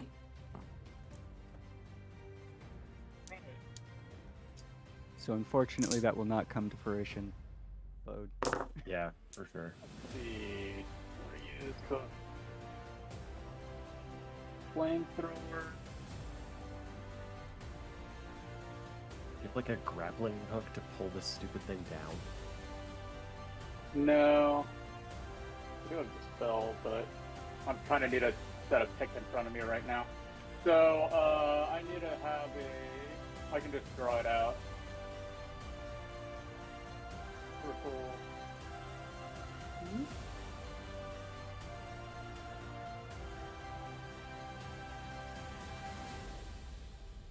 Oh.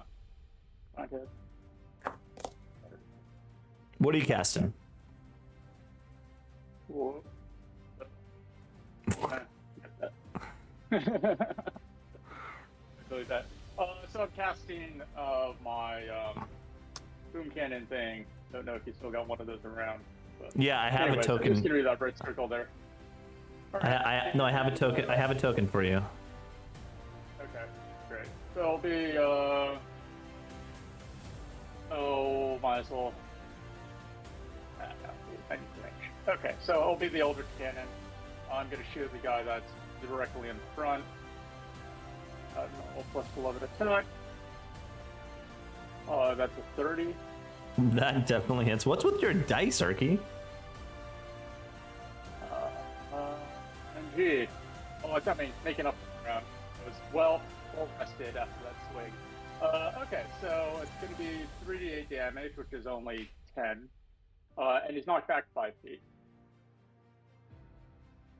Okay, so wait, how much damage did it do? Just 10.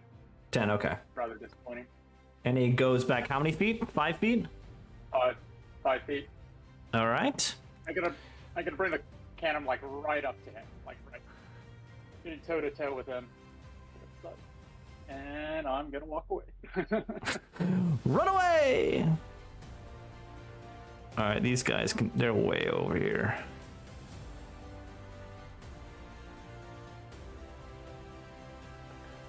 Okay, it is now Load's turn.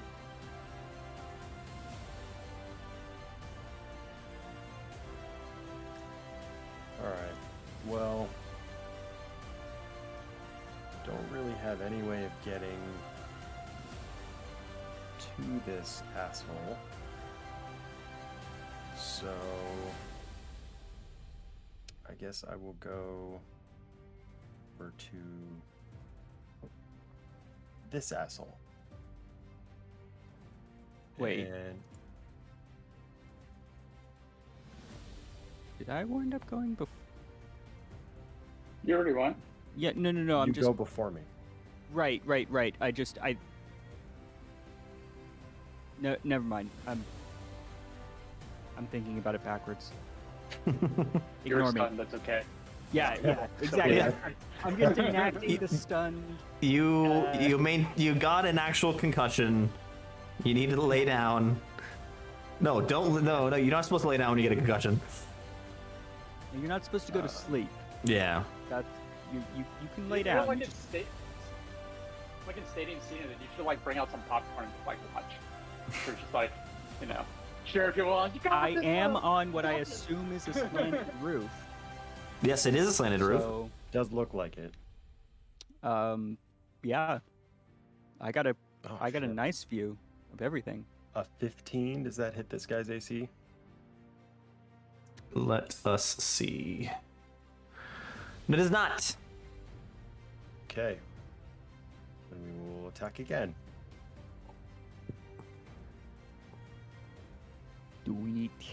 Jeez. 19. That hits. Bad dice, but good enough with the modifier. It's a plus 11. Give me a break. That is 16 damage. 16 Sorry, damage on that guy. 17. 17. Okay. And then bonus action with the offhand. Also with advantage. Alright, now we're talking. Yeah, that 27. hits. Yeah, that hits. Or another 4 damage. Okay. Okay. That's it? And I will yell out, Oh. try and bring Lee down if you can. Down to the ground. Down to the ground. Okay, Sam, it's your I don't know turn. if anybody can do that, but can't hit him until we do that. How far up is he? 30 feet. 35. 35, excuse me. Assuming he's still at the same level that he was, because he matched my level, and I was. He's at the same level. I'm gonna light a flask of oil and hurl it up there. Yes! Yes! Molotov cocktail, I love it. It's okay. The problem that the house is on the other side of the arc. Not an issue. Okay, give me a dexterity attack with no proficiency.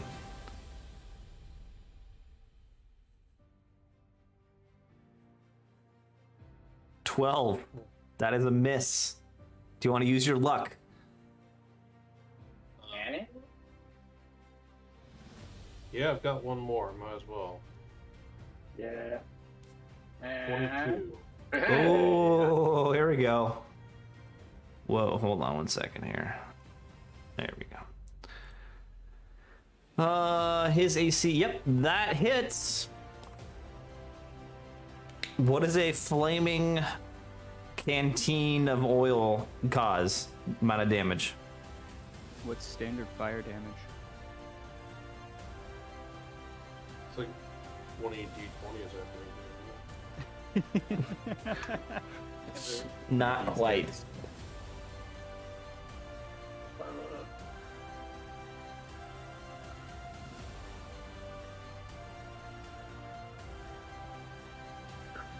Oil inventory section. Oil fire damage. Hey, another shout out to Warrior Womp. He said he put some news of our second season out on Reddit. Thank you, Warrior. I really do appreciate that. It's seeing.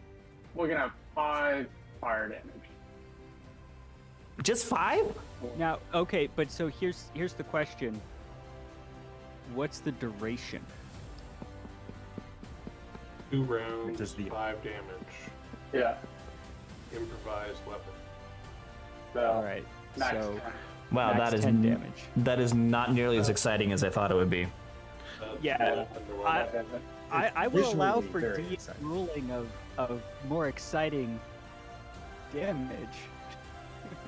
I fall Feel asleep free to on give it more. boredom. It's like actual napalm where it actually sticks. Can Berkey, we get use on that. can we use the Legend of the Five Rings ruling for that, which is it's 2d10. It's Nope. 2k2. Can't Of bring in D10s. rules from another rule system. I'm sorry, but no. Hey, It's certainly been combat. We already You- have you- for you ninth can- age, but whatever. you can do whatever you want. Okay. Yes, That is Wednesday. Sam. Do you want to move at all? Mm.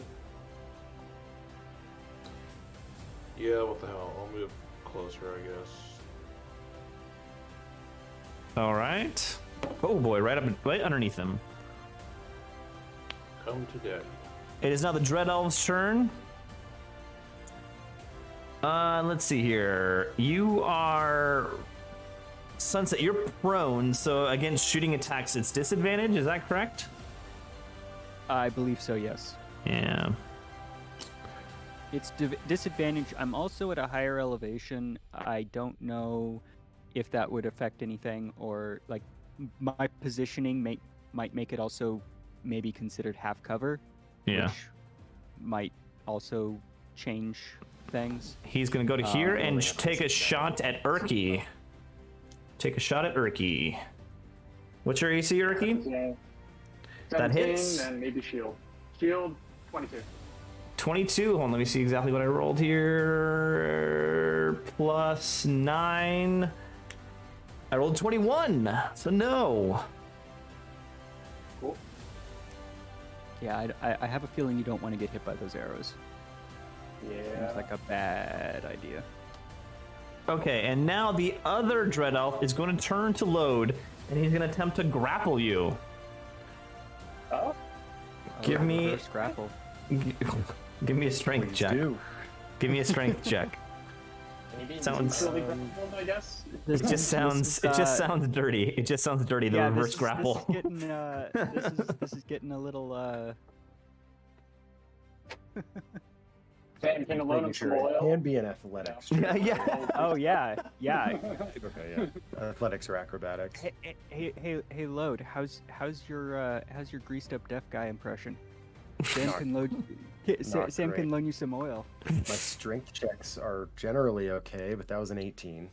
It still fails. So he attempts to grab you, and you like karate block him. You flick his arms away.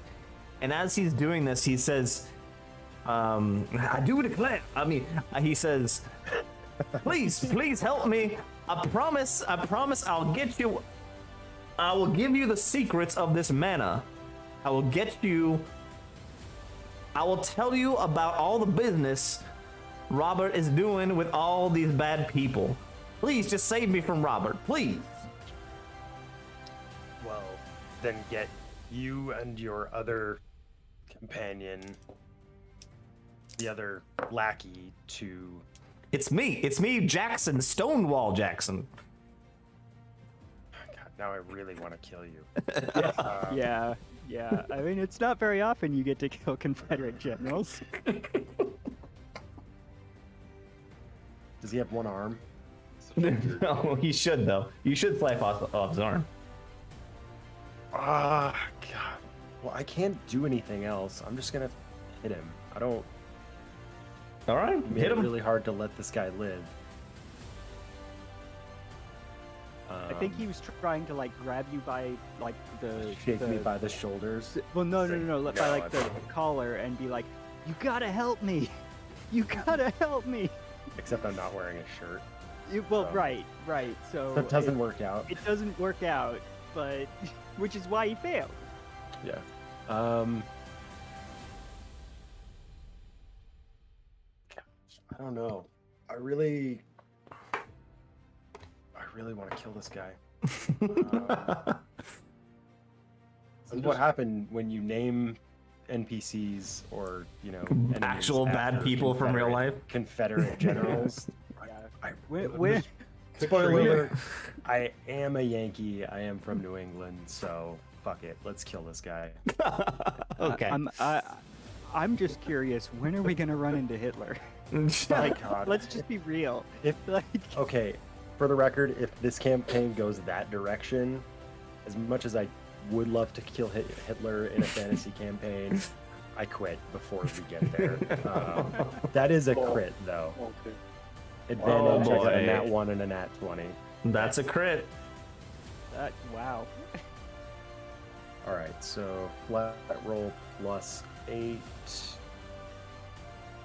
Actually, hold on. So, ruling on the crit damage, I have brutal critical, which doubles the amount of dice that I roll. So I roll 2d8 instead of 1d8 for the bonus damage. So is it? Yeah, just so it's still gonna be the original plus dice is 16? gonna the original dice is going to be the max roll on one dice, and then you roll the double dice after that. So my straight up crit roll is 2 extra dice. Like Yeah, like so- 3d8. So do max damage of as if it were a regular attack, not a crit, and then roll whatever your crit damage would be. Okay. I gotcha. Yeah, So I it's gotcha. Yeah. this Plus.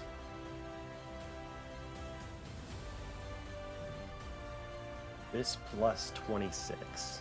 Jesus.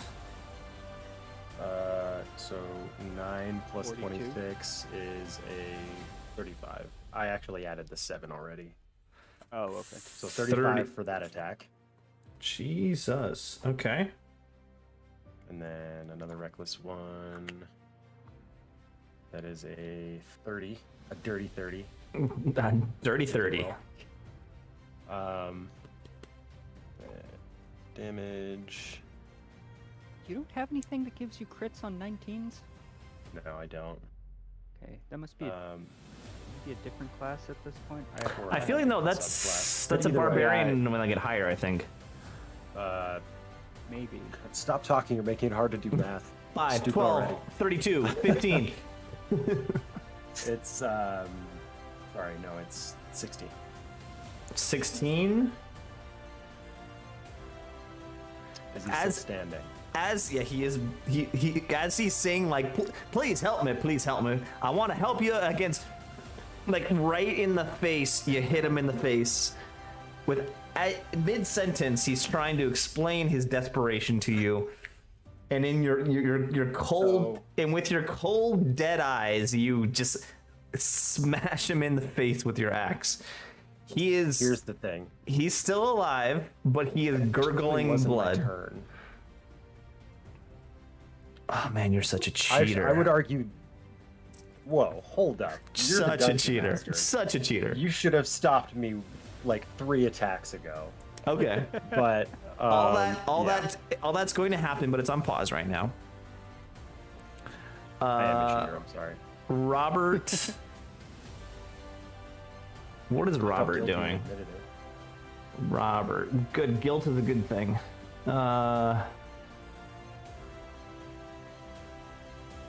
Let's see here. Like I said, it was 102 today. I can't be held responsible for like remembering shit. That's on you, Mister. It was 70 degrees today.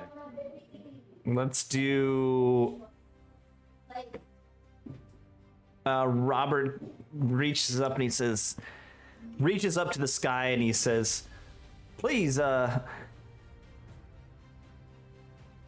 heroes of the academy, come to me and help me defeat my enemies." And from the sky, there's a crack of thunder off in the distance. And below him, basically burrowing out of the ground. Oh, my wife's in the background. A monster you've seen before, comes up out of the ground underneath him. This is the Gorgon, one of the monsters you saw on the ship. And it comes out of the ground directly beneath him, and he is right next to Sam. It is now the Gorgon's turn. It's going to go. What is this encounter? It's going to attack Bullshit. I Sam. think we have hit Hitchhiker's Guide levels of absurdity. We might. The only thing that's missing is literally falling, missing the ground, and flying because of it. Like that's the only thing that would make this true Hitchhiker's Guide. These are all actual spells, guys. I don't doubt it. Sam, what's your AC? 17. Now I am morbidly curious. What does the Gorgon have a name? Yeah, if the Gorgon's name is John Wilkes Booth, Sam, is your alternate name Abraham Lincoln? Because otherwise, I think it gets an automatic crit. Definitely. This Gorgon's name is Too Johnny Wilkes Booth, What are we playing? and he loves I the don't know. opera. He loves the It's opera. definitely not D&D though. One hit, and he does 2.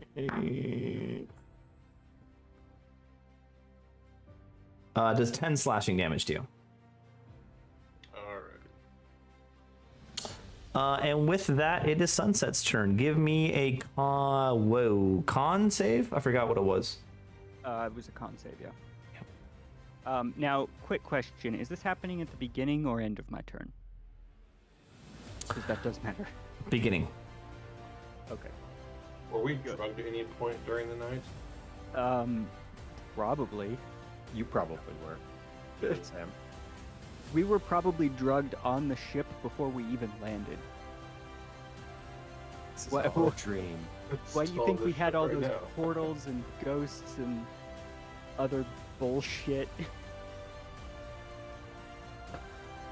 God. Fuck. What is it? I'm not telling you. I didn't pass. All right. It is now Urky's turn. Okay, so Mr. Lee is still flying at 35 feet, right? Mm-hmm. Yep. Okay. I'm gonna target him and do Dispel Magic. With a plan of trying to dispel whatever is enabling him to fly.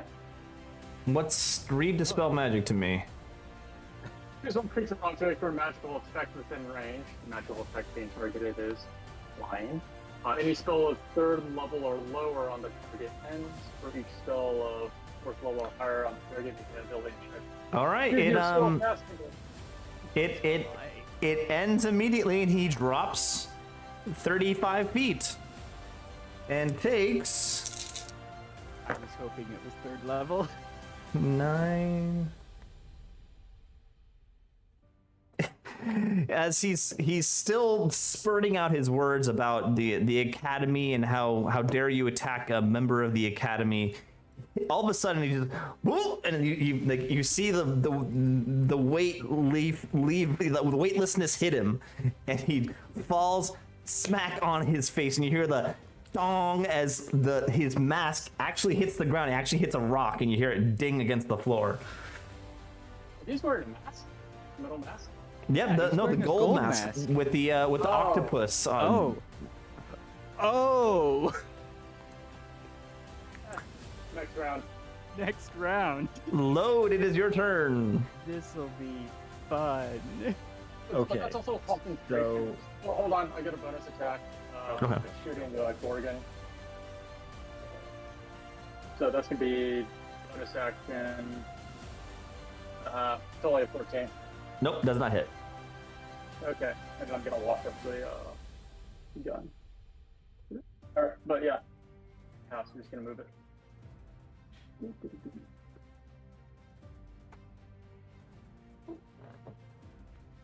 All right. Load, it's you. Okay, so did all that other stuff happen or did it not? Yes, it did happen. And you still hit the guy in front of you. Okay, so is that my turn? Yeah, you can move if you want.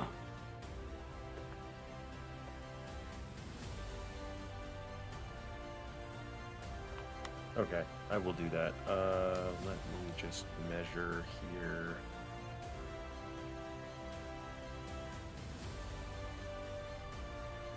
I can get there. I don't even see the Gorgon except that it's something in between me and Mr. Lee. Mm-hmm. So as soon as I see him fall, I just start yelling, "Now you're in big trouble, asshole!" And then I run over there. Okay, fair enough. And you're still within range of the Gorgon, so does not provoke an opportunity attack. Yes, I engaged and did not leave contact. So. Sam, it's you. It's me. What do I do now? I'm gonna stab the. Where the hell is this thing now? Yeah. Get the sneak attack on Mr. Douchebag. Mr. Heat Metal Mask. Thanks for giving away the plan. All right, we're attacking the. You guys aren't as subtle as you think you are. I know. Yeah, I guess that's not working. Never mind. I'm just going to casually stroll behind this well. Okay. It is now these guys' turns. The one on the top is taking another pot shot at Urki. Should have dodged. Good cover. What's your AC again? 17. That misses. And the other one stands up and he runs. He goes down. He's reasonable. I mean, he was running before, so. Well, I actually never rolled damage, I don't think, for that last attack. Oh yeah, you never did. Roll for it. Whatever. Do it. We need to know, because he There's might be dead. He definitely might be. 8? At least I don't think I did.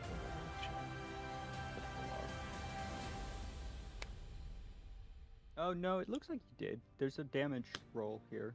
Yeah, but that's the one I just did. For 5 plus 3. And then the last damage was with a regular battle axe, so yeah, I never did. 8 more.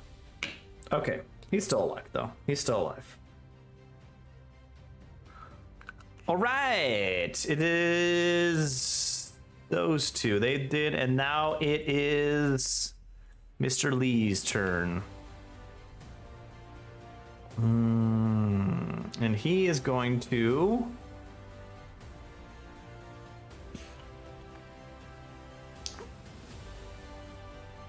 He stands up, and with utter rage, he says, the great deeps will seek revenge upon you, and will curse you for your deeds today. And with that, he yukins with his hands, and out of his hands come a humongous stream of gushing water. And the way I imagine this is he basically shoots it like this towards Urki, and it is 10 feet wide, so it's gonna hit Load, the cannon, and Urki. And the Gorgon. And the Gorgon. So I need everyone to take a Dex saving throw.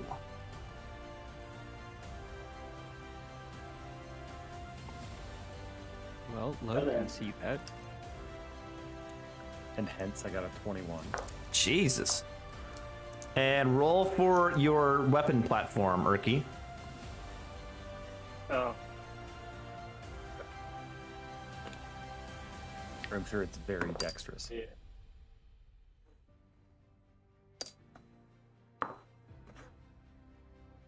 I'm just gonna roll D20 for that because I can't imagine it's any faster. So, but that's better than me. 15.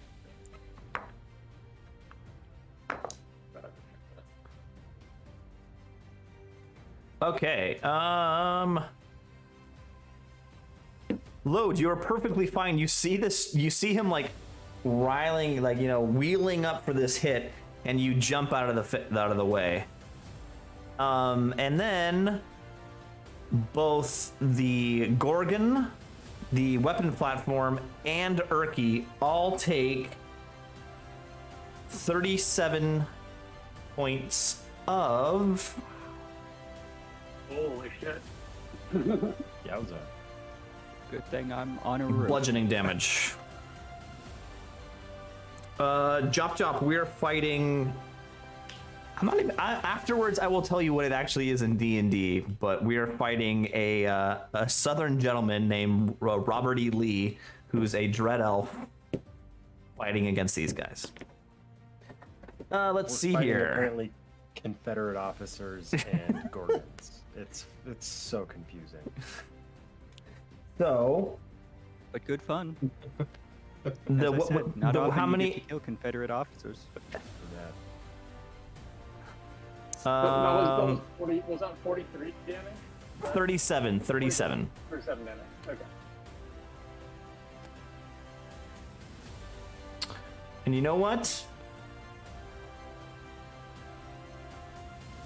Robert E. Lee is going to take his second and final legendary action and do that exact same thing again. So, Load, give me a dex save. He's not changing direction so he can hit Sam. Nope. Lucky Sam. As well as very protected. 18. That 18, you halfling luck pass. is really working for you. Why do you have advantage, Sam, or Load? I have advantage on dex saves against anything that I can see. Fair enough. That is Fair enough. my danger sense. So it's a slightly worse version of Sam's ability, which just makes him automatically pass against dex saves that he can see. Yeah. Danger sense. All right, Urki, give me your dex save and your weapon platform dex save.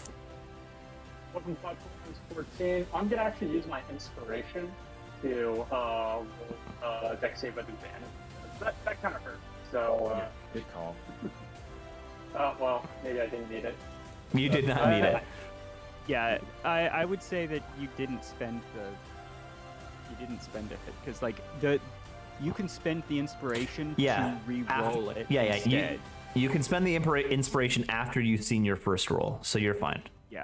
Yeah. So you Okay. get to keep the inspiration. Yeah, it was a little unclear, at least the way it's worded in here. But yeah, sure. So definitely a backup thing. Maybe use the last turn. All right. So you Well, pass. you didn't know what the outcome was going to be, so So the Yeah, it's only water. It looks like it has. apparently 35 damage. just your weapon platform takes 22 points of damage. And detonate it. All right, that is Robert's turn. It is now Sunset's turn. All right. What's the statute of limitations on this friggin' stunned effect? Does it only last for a certain number of It turns? is- Or do I I am have keep- to save out of it? It's getting easier and easier each time you roll. Okay. All right. Which means you're really rolling so bad. Poorly, because I only had to hit a Well, okay, so I guess I hit a 10 the first time, but I rolled a 6 last time, plus 5. So Yeah. I don't think that would have done it. But all right, let's see.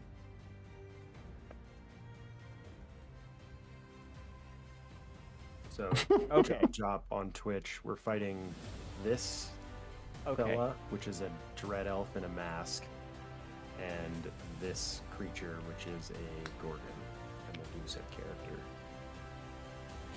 That's gonna be a 19. Okay, you're back. You wake up. Okay. You are What have you been doing up there? you are prone, so you need to stand up, but that's your only disadvantage right Actually, I don't. now. What do you mean There's you don't? nothing in the rulebook that says I can't cast spells from a prone position. Oh yeah, I know you can totally do that, but you're just laying down. You can cast spells when you're laying I down. am ranged attacks. Absolutely okay with just laying down on this roof right now.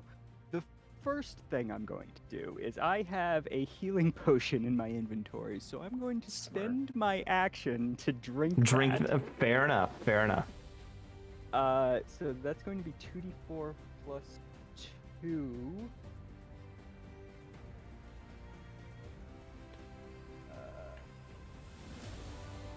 Six. So that'll be plus 8.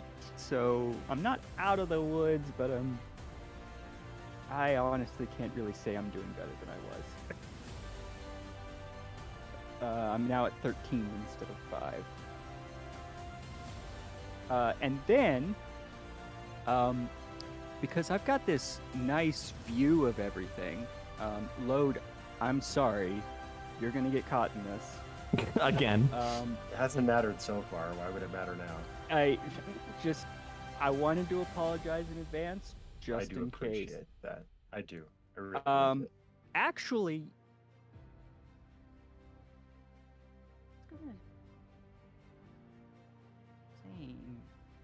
yeah, I'm just gonna.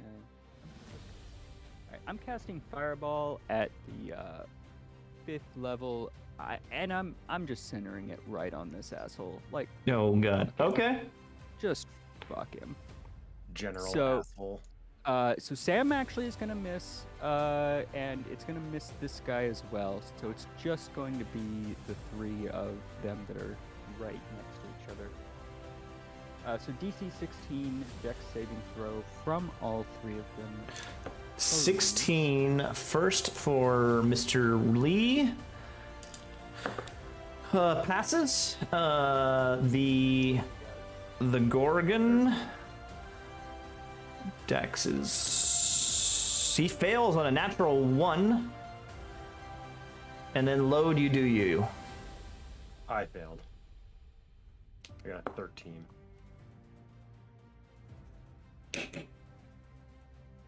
And I'm. Looking at sunsets. What was that? We rolled a 13. That was against your. Oh yeah, it's against. Well- That's against 16. So Yeah, Yeah. yeah. I knew I failed. I don't remember if I actually specified I am quickening this spell because I had to spend an action to drink the potion. So, Yep, go for it. That, and then it is 10, right? Yes. 10. Whew.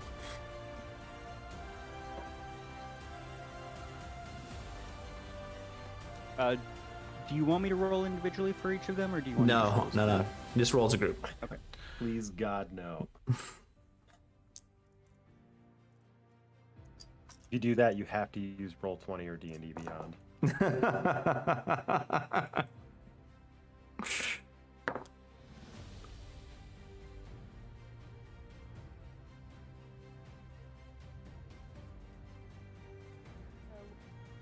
Okay, I'm going to spend another sorcery point to empower the spell and re-roll 3 of the die that were below average.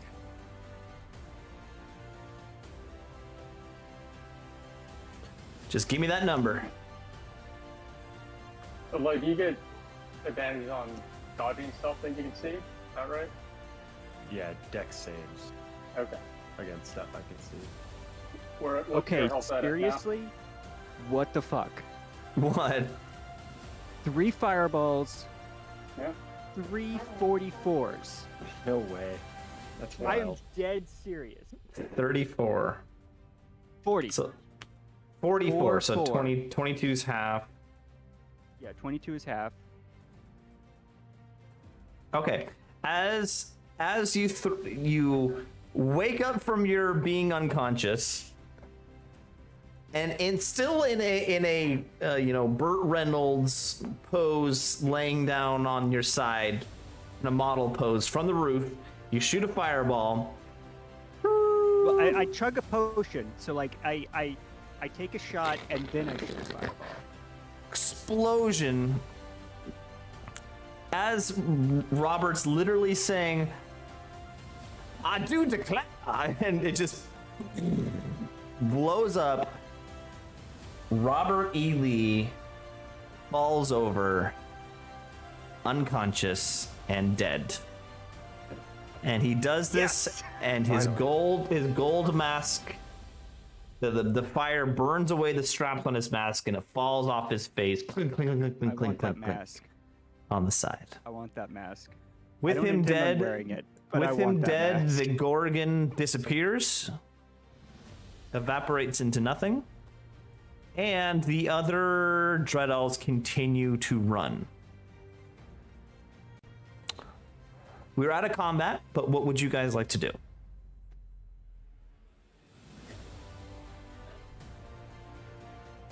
And I need to change the music. Go This into is load. too. I want to go. Gotta go to load too. What the fuck? Why did we have to like slaughter all these people? If I have to explain it, I don't think you get it anyway. They're just goblins. Nobody cares. Fuck you. Hey, hey. I care. Yeah, like if maybe you don't care, Fleetwood care. but I care. yeah, Can I I show you mean, how much I don't care? I still see one in range. No, that the Don't goblins and orcs are gone. They are. Actually, no, you're this right. is gonna turn into PvP real fast, and you have a lot less HP than I do. Fight. Actually, would you know, ask that Urki, with him going down, the orcs and goblins literally start coming back out of their hiding places.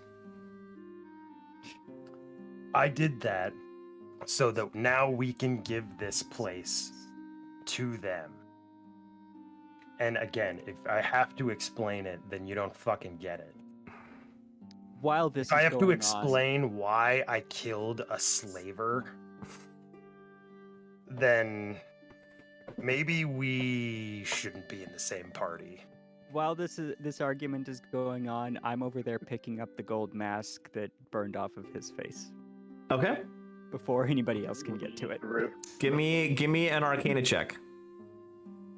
Use your thunder step to get there before anybody else can. No, I just fly over there. Like, Dibs. honestly, I will accept with how freaking damaged I was. I'll even move at half speed.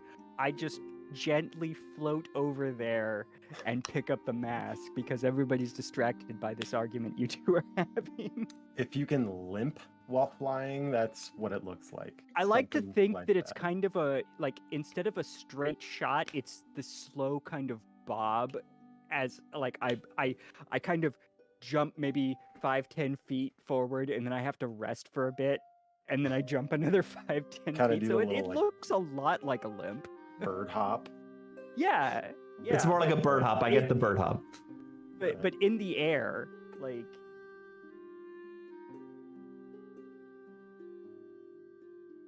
Oh, that's Well, not it's bad. 18 bad Arcana. 18. Okay. You can definitely tell this is magical. You can tell this definitely comes from the deep, which is the realm of the deep ocean. I'm trying on for some of this. You cannot tell what it does, though.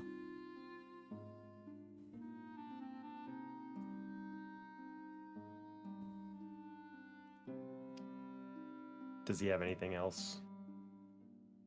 Yeah, I mean, I'll search the rest of his body too for other Yeah, trinkets he's and got- bobs and.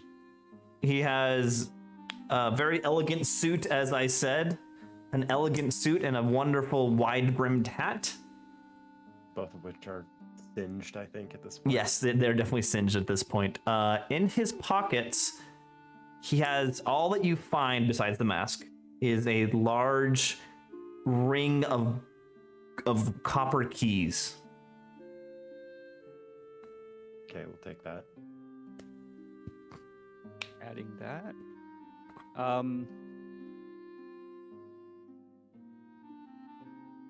wanna check one thing real quick. Ah, yes. I'm gonna take the hat. You take the hat? Okay, cool. I'm I gonna like it. take the hat. How did you describe it again? It's like, it's not a cowboy hat. It's like, you know, I'm trying to think of like a situation where I saw it. It's like the cowboy hat that doesn't fold up. It's just flat brimmed all the way around. Okay. I mean, I'll look up what that's called, but I know. Yeah.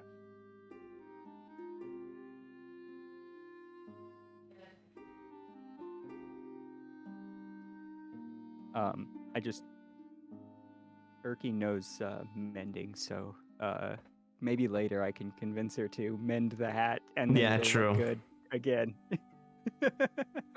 I wouldn't have taken it otherwise, but Yeah, it's a great hat. Upon closer inspection, you see that the band around the brim of the hat, above the brim, is it's like turquoise, like lizard scale.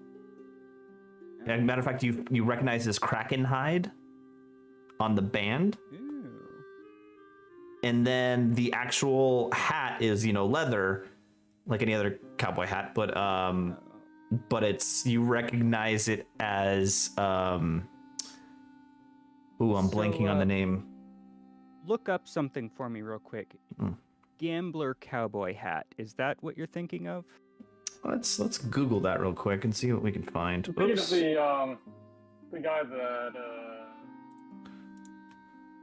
yeah. Right.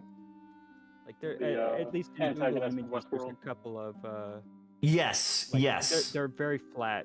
yes. So, okay. That's exactly what I'm thinking of, but maybe a little bit bigger brim, like like anime levels of brim there. Well, obviously, I mean we're dealing with a fantasy setting here. It's gonna be to the max. So, okay, I'm gonna write that down as it's that. What's the? And you said it was kraken hide.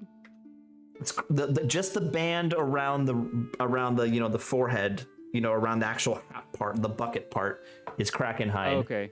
And then the leather is what's that load? What's the monster that in the Ninth Age that the ogres ride as mounts? Oh, Tusker. Yes, Tusker hide. Kraken hide band. So that's the like the fold in around, like that would be resting directly against your head, is the kraken hide, or is it the band around the Then around outside that you can the see? outside, around the outside. It's very Okay. important. Okay, This is important. It is because No, it's it's cool. It's just very specific on this hat. I love hey it. hey. This hat got more development than most of the characters. And then you said Tusker hide. Tusker hide is the actual leather. Tusker hide. Okay. And then on him, With you any don't. luck, this is You find Oh, no go ahead. money. You find no money on Robert. Just these keys, the copper keys. okay. Probably leads to the money. There is I- any, but we also don't need to steal it all. Just most of it. We'll decide when we find it. All right, what y'all Most of it could want to still do? Leave them with a significant amount, depending on how much there is. At this point, numerous orcs and numerous goblins are coming up to you, and you can see them at this point, like starting to get out of these stupid costumes that they've been wearing for, let's say, years. And they're coming up and they're thanking you in their simple speech. They're like, "Thank you. Free. I am free Okay. now." You, at the beginning, you did say that the monocles were canon, correct? Yes, there are a few of the orcs that are wearing monocles. If they're getting out of all of the costume and there's monocles being left around, I'm taking a monocle as well. You can easily have a monocle. As a matter of fact, when you get your hands on one, you realize it's not an actual real monocle. It's like a costume monocle, because the orcs didn't That's actually even need better. glasses. Plastic and shitty. Yeah. That's even better. That's even better. So, is there like? Oh, I guess I'll do this in character. Do you have a leader that would be in charge? Our leader was Farriot. Of fucking course she was. Yeah, how did she die? Okay, at that, you hear Sunset whistling innocently. Jesus. That's not actually helping. Let me just I check don't know one what thing you're here. talking about. People who are alive. As you whistle, Sunset, the orcs and goblins come up to you just like they did to Load, and thank you also. They do not realize that you were doing the damage to orcs and goblins. Well, to most of us, to be honest. I think I took more damage Yeah. from Sunset's People walking fireballs than handy. anything else. No, that's not true. I'm pretty sure it is. I took 2 22s and an 11. I'm at 60 HP. I only took damage from And well, yeah, but so okay, well, but your damage exclusively came from me, yes. However, Lee took 3 fireballs at 22, which is more damage than you took. Which is more damage from me than you. against All right, everything let's else. let's get beyond the damage dealing. What do you guys want to do now? So, I mean, there's a couple of other. There's at least one other corpse here, right? There's it's one. like, torched. The one Dread Elf corpse that has been torched, and there's Well, there's it's nothing. half torched, right? Yeah, you but just- you there's said nothing of value on him. Okay. What? We're already doing plot stuff. Come on, man. I mean, You got 2 cool things. I mean, those daggers were pretty cool too. I mean, was the darkness ability like an ability from them, or Yes, it that was. an ability of the weapon? Okay, then screw the daggers. Like, being able to cast a 5-foot darkness thing would be really cool if that was a weapon ability. All right, let's What see. about the bolts of the crossbow though? Those were dealing Constitution something or other. Do you want a hand crossbow? I want to give a hand crossbow to somebody who could potentially use it to great effect, Sam. And particularly the bolts. Although, actually, I could also use it, so, I mean...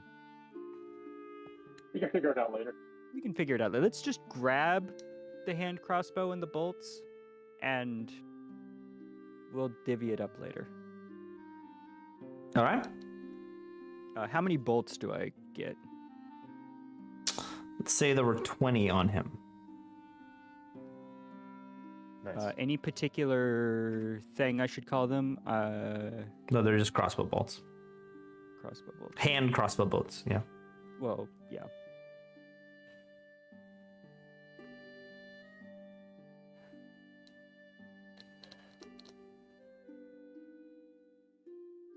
All right, what y'all want to do? Feet crossbow bolt. At this point, the orcs and goblins have surrounded you and like, what do we do now? We have Whatever you want. no food. This is a farm. Yeah, I was gonna say there seems to be plenty of food out in the fields. You like, continue to do exactly what you've been doing. but for yourselves, Yeah. not for somebody else. You are strong and smart. You'll be the leader. You lead the farm. No, we're not doing that.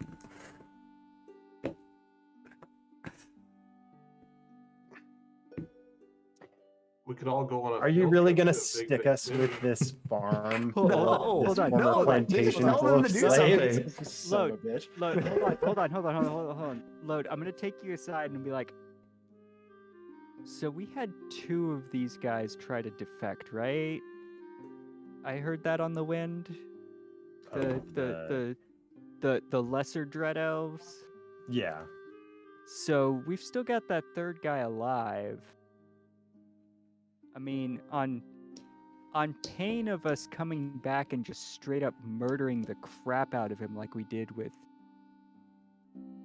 3 other people here, including the boss. Maybe we say you treat him fair and you're all good. Who? There are The- no living dread elves left. No, there are 2 dread elves that are alive, but they ran into the Well, jungle. they ran. Well, yeah, but I left mean, here. I guess yeah. Like unless he's like absolutely not having stuck around. So, this is dependent on like him still being in view and like reachable in a reasonable time. Like Okay, so if we did all that and they're literally handing it back to just a different Dread Elf, then Erky was right, and that was a complete fucking waste of time, in my opinion. I mean, the other option is we just murder all of the Dread Elves, provided they're still within range. Oh, you want to go hunting them down?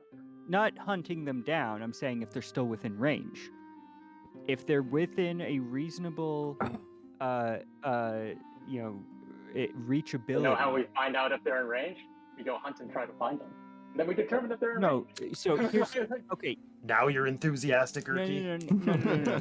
So here's the question to the DM: can we see any of the Dread Elves? No, they have run into the jungle minutes ago. Okay, then they are not within a reasonable range. Okay. End of story. Done. So we are going to leave. I'm speaking to the orcs and got assembled whoever the hell's here. We are going to leave. You can... This is all belongs to you all now. You can leave. You can stay here and continue to work together. I honestly actually don't even give a shit. I just couldn't leave it in the condition it was when we got here. All right, give me a persuasion check. To convince them that I'm leaving. No, there's two different things they can. There's two different things they can do. I'm wondering which one they're gonna do. Okay, gotcha. 19. With that, the orcs and goblins look at each other, and he says, "Yes, we will return to the jungle." And with that, they finish disrobing, taking their clothes off. I have a quick question before all of that happens. Mm-hmm. So they said that Fariat was their leader, right? Mm-hmm. Who was her second? We don't know. Only one of them was smart. That's of all of them. There was one. That's reasonable. They didn't have a clear succession plan. That's reasonable. And with that, they throw off the clothing that was forced upon them by Robert, and they kind of join into a group and start not like a war, a march, like singing a march that you march along to with the beat kind of thing. And they march. Start a wog. Like possibly. Shit. And they all might come back and bite us in the ass. They basically take branches, pieces of lumber off of structures and improvised weapons and improvised food, and they just wander off into the jungle together. Okay. Now that that's happened, I have a follow-up question. There was an alpha carnosaur after us last session. Yep. It stopped at the wall of this place. Yes. Yeah, you want to check it out? Where did that go? And is it now able to get into this place since we've killed... Man, that would have been a great question for any of the Dread Elves or any of those Orc and Goblins that just left. But... you saw when I was at the edge of the property of the entire property of this whole farmstead, so that's where it stopped, and then as you were walking away from it, it just went back the way it came into the jungle, and you haven't seen it since. Okay. So it's unlikely that it's necessarily going to come back anytime soon, and as long as we head in the opposite direction from whence it went, we're unlikely to run into it, presumably. I mean, that's there's no presumption there, but that's logically yes. Well, there's a lot of presumption there. Actually. Wait, yes, yeah. I mean, that it's 100% presumption. Logically speaking, yes, that is the case, but who the hell knows? For all we know, it doubled back around and is And it was waiting for us so halfway definitely, yeah, definitely. Let's go back to the map here. Hold on. Definitely direction wise, it went back south. You do know that Aqua Dulce, the city you were trying to get to, is north of here, and then the orcs and goblins went east when they left. Okay. So we are here, effectively. Yeah. Yes, so you're we're at right. X Yeah. as part. On So the the dotted peninsula. line is our path, I assume. Right, yeah. Yes. And so the last X that's attached to the dotted line is where we are. We will Correct. still need to go north to get to Aqua Dulce, which I think we should still do before. I presume we want to head east to where you saw that vision load. West, and yeah. West, yes. Yeah. Sorry. Yeah. Little bit dyslexic here. I was just stunned for like 3 rounds. It's Forgive okay. me. Yeah. Yeah, I mean, I think we should try and get back and at least maybe like send some sort of letter or some sort of communication back to Equitane and be like, look, Crusade's not going so great. There's 5 of Ish. 4.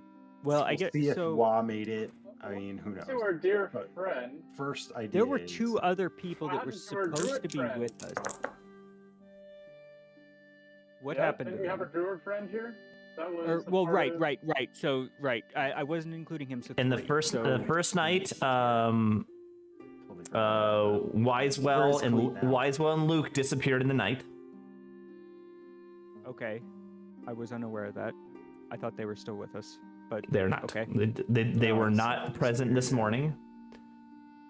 And then let's see here. Give me a second. Oh, right, right. They disappeared here while we were in Yes. this compound. Okay, Yeah. And that's right. Okay, Porky, Marguerite, Griffin, and Claude are somewhere in the jungle from yesterday. which is interesting because Marguerite was heading the same direction we were, but she's strong. She'll make it, I'm sure. Should be okay. Gigantic amounts of plot armor. So just impenetrable. Impenetrable. Invincible, even. She's already made it to Aqua Dulce and set up an entire yeah, she's, coven like, of people in fucking dedicated charge. to the Church of Lode. Christ, remember when we were talking about giving him ideas earlier? I don't know what you're talking about. In the span posters everywhere. We're gonna walk into Aqua Have you Dulce, seen and this there's going to dwarf? be yeah, exactly. There's going to be posters of "Have you seen this dwarf?" and it's just going to be a very very artistic rendition of Lode, Fully anatomically correct. fully anatomically correct, Frontal Jesus. nudity. but very very NSFW, as it were. Yeah. Nothing left to the imagination. Well, except the backside, Fuck. unless. Fuck. Unless she's going full, like, we want a 360 of this guy. Just in Okay. case. Moving on. We'll get to that. That's where we want to go, so let's go find out in game. Well, first we need to s- search these buildings. We've got a ring of keys. Like, Yeah. let's see what it we need to unlocks. find Cleet. He That- didn't. He wasn't in that mass of orcs and goblins that walked away, was it? Because we wouldn't have let him. He just- wasn't, Probably. as far as I know, he wasn't here. I I'm imagine. asking the DM, the only person Well, who actually knows him. You did I not. would've You did not imagined- see Cleet with the orcs in the fight, or goblins. I would Well, have no, like imagined in it- that mass that was walking away into No, the jungle. it wasn't there. Did we see Cleet in there? Okay. I'll just start yelling. Cleet! Cleet! Okay. You hear a noise from what's in the direction of the main house, but it's not coming from inside the house. And it says Is it coming from below the house? no. And it says in the distance, it says, "Friends, I'm here. I'm here, friends. the backside of the house. Is he chained up or something? Like, let's go investigate. But like, is he like chained up or like in a cage or something?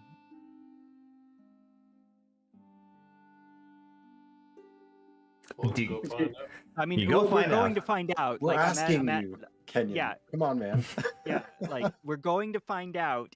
Is this the case? Is this All what right, happened? as you kind of search around the side of the house, you eventually turn, the corner to get to the back, quote unquote, backyard, and it's something very different than you expected. It's basically a Really? fenced 'Cause off. I can expect a lot. It's a Okay. fence. It's a fenced off area in the back yard with basically a garden, but it's a garden of tall, very tall and thin trees. Sunset, you immediately recognize the trees and the fencing as Sylvan from the Sylvan Forest. That seems problematic. And as you go in and you get a little deeper in there, you get to the fence, and you notice that these trees are forming a circle, and inside there's a small grove. Sitting in the grove on his butt in the middle of the grove is Cleet, with his simple face as always. And standing above him is a creature probably 8 feet tall, 8 to 9 feet tall. And it's a humanoid figure, but it's all of its limbs and its body are all covered in bark and in moss. Is it a? You I mean, finally found I don't know what small the friend. correct person. terminology would be, but the Tolkienology would be a treant. You recognize this Probably a sunset dryad. as a dryad. Oh, okay, yeah. No, that makes much more sense. And forgive me, I was stunned for like 3 turns. My brain no working correct. Well, you're not wrong. It's basically the Follow same. through. This is true. This is true. And you're the only one who understands what the dryad's saying, and he's saying something to Cleet. And in Sylvan, you hear him say,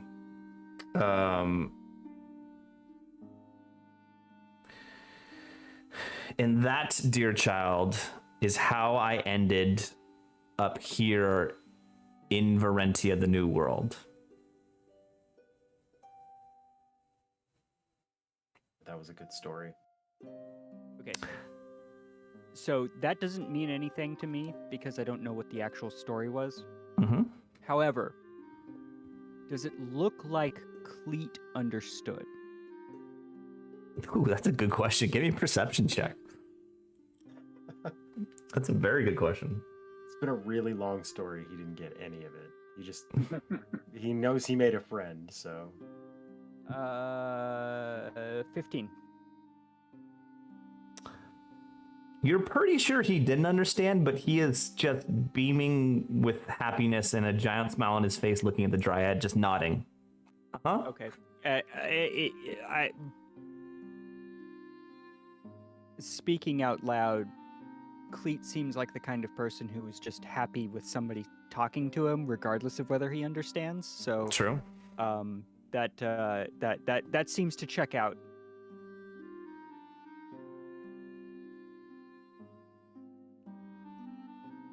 Um. I'm now. I'm pausing in real life, but Sunset is also pausing in the game, trying to figure out what to do about this. have So if they other- noticed us as If other we people approach? want to take an action.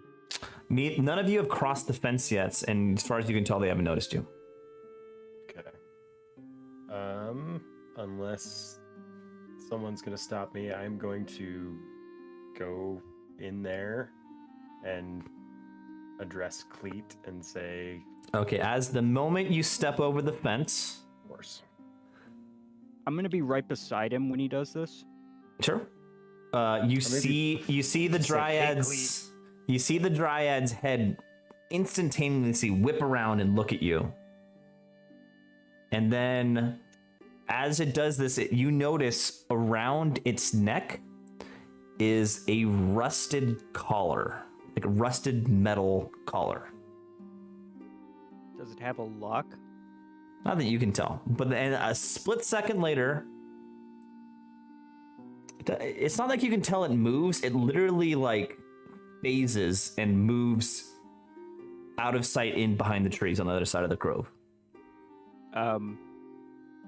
At that, Sunset will say in Sylvan, wait.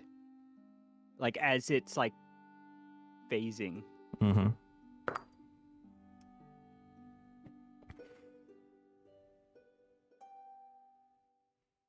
As far as you know, it doesn't respond to you. But then, like, once you get closer and your eyes adjust to the light level in the grove, you realize that what you thought was a tree on the side of the grove is actually him standing perfectly still staring at you. Him? Or him or her. I don't know. I don't know Yeah, what, yeah, I don't know what the gender is. Yeah, dryads are It, typically female. they.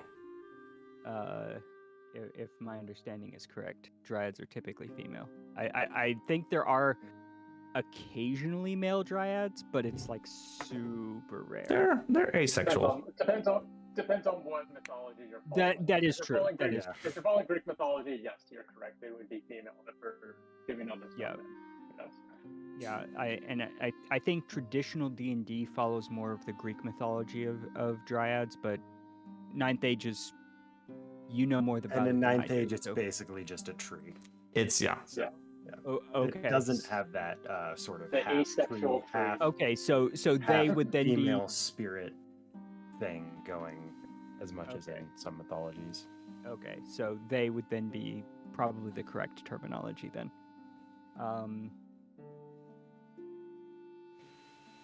So then I recognize this tree as the dryad. Mm-hmm. Then. Okay. Also, at the time, this time, the Cleet looks over and says, "Oh, hey, friend! Have you met my new friend? I call him Tree." That's very, very clever. What And did your friend tell you? Probably very insensitive. Like I imagine that's pretty insensitive to. No, not insensitive. It's just whatever. It's idiotic, not insensitive. Okay. So it's nonsensical, not insensitive. Okay. Yeah.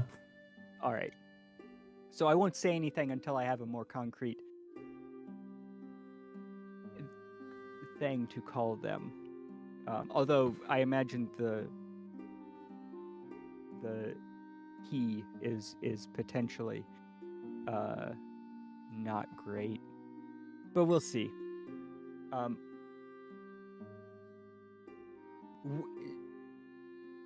What is the proper, like,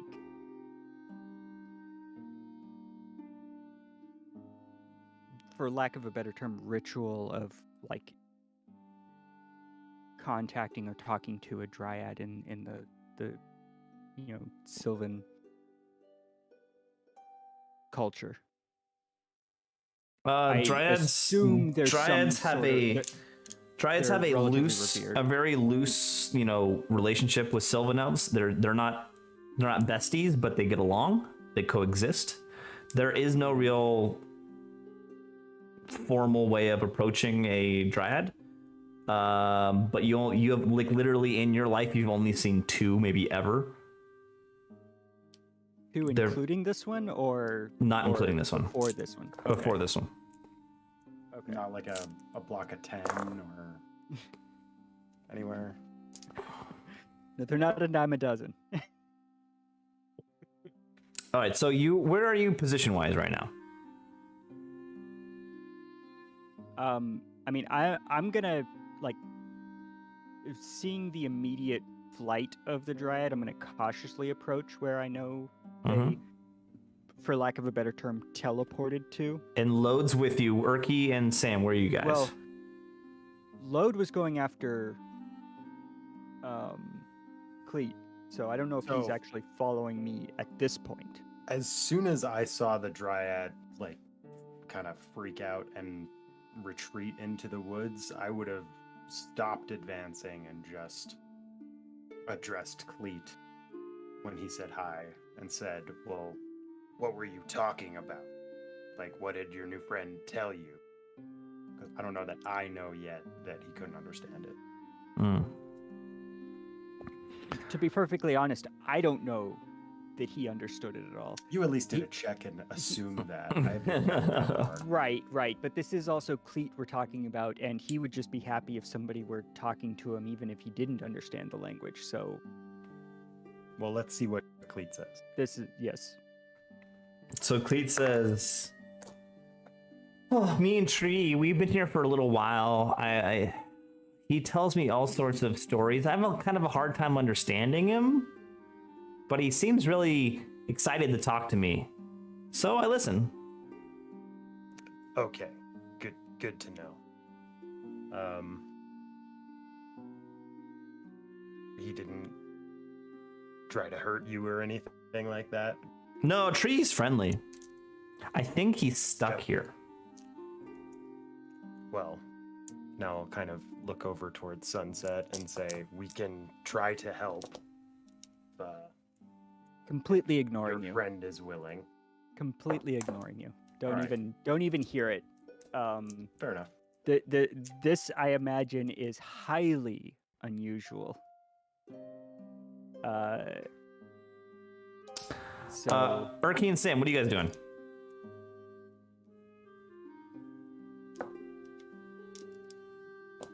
I don't know.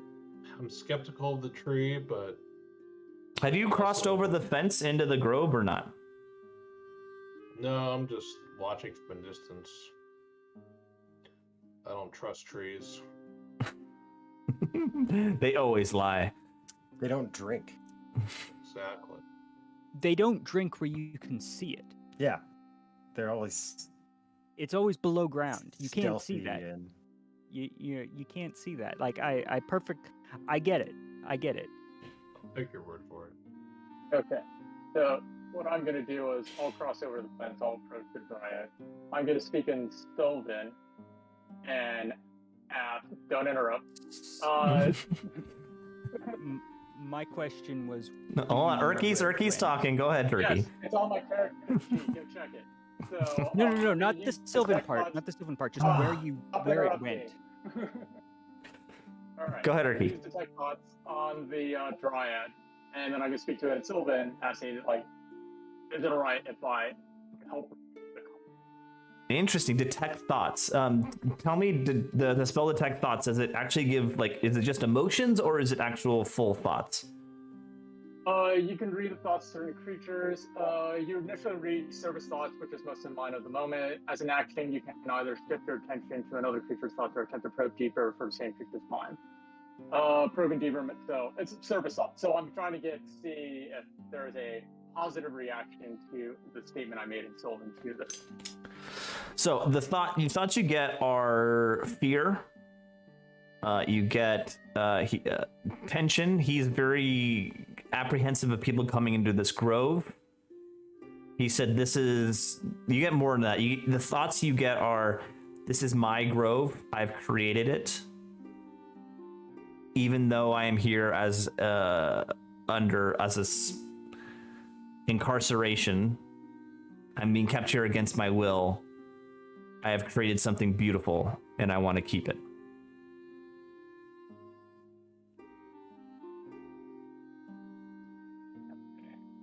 See if being held against the will is not keeping it. Like just wants to stay, maybe, or just, Yeah, definitely get the thoughts that he wants to stay. He wants to stay and protect. All right. Okay.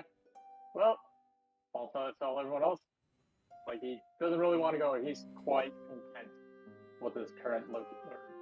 They are quite content with their current location. So we don't need to free them.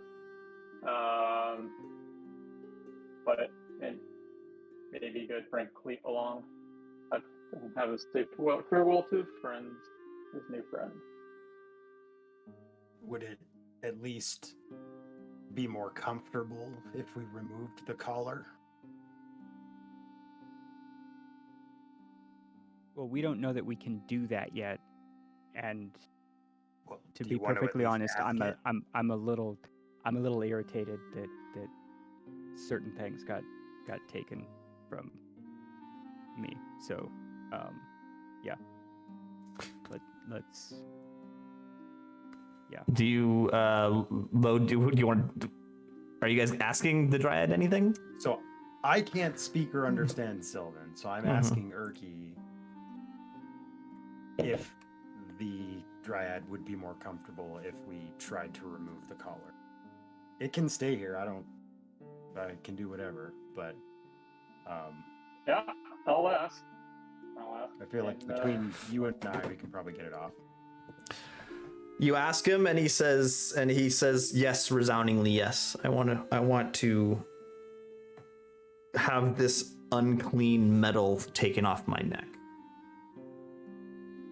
If there's some kind of lock, I can try to pick it or disarm it. Okay. If you take a closer inspection, there is definitely a lock on there. It's like the two pieces of metal that are U-shaped on a hinge, and then they come together and clamp with a lock. No. Like the alarms. We will. All right. Can Urki, can you assist me in this task with your mechanical know-how for an advantageous roll?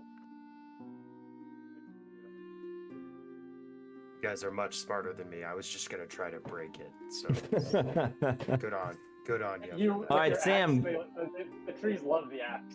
I mean, I get that that's probably pretty sensitive, axes and trees. I would have just tried to, bust it. That's a 28. Jesus. All right, just went ahead and rolled it. All right. So it bends down and lets you look at the lock. This is not a magical lock. This is nothing on there, but it's a rusted old physical padlock. And with your ability with your hands and your lock picking kit, you're able to unlock it. And the minute you undo it and open it a little bit, the Dryad's hands flash, with that blurred movement I was describing before. With a blink of an eye, it reaches up and it grabs you on both sides of your face, holds both sides of your face, Sam. And it looks in your eyes. And for half a second, it grabs you and it whisks you around the grove without your control, to a blinding speed, the speed you've never seen before. Oh dear, that'd be sick. And when it comes back to the center of the grove, sets you down, and then bows to you. Whoa. Maybe trees aren't so bad after all. And with that, with the movement he was doing, you were barely comprehending what was happening because it was happening so fast. But you kind of understood how he was moving, how he shifted his weight to go around the trees. And with that, Sam, you have leveled up.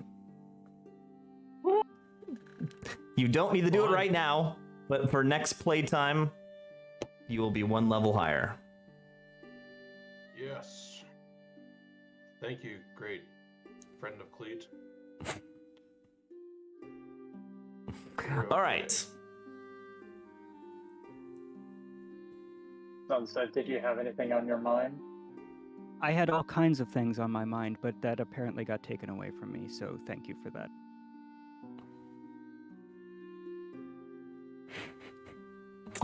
What do you guys want to do?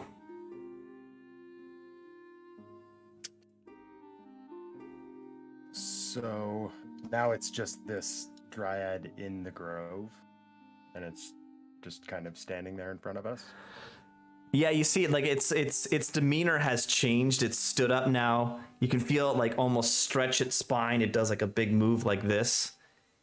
And you see it slowly kind of plodding around the grove, tending to the plants, to the trees.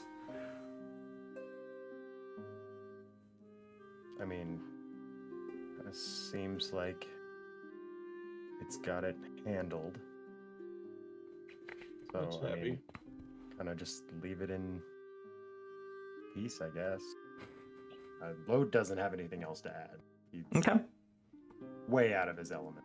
So, Yeah, so you're definitely on the backside of the main house. And surrounding the main house, there are 4 exterior buildings of lesser quality, of only 1 story. That's it. okay.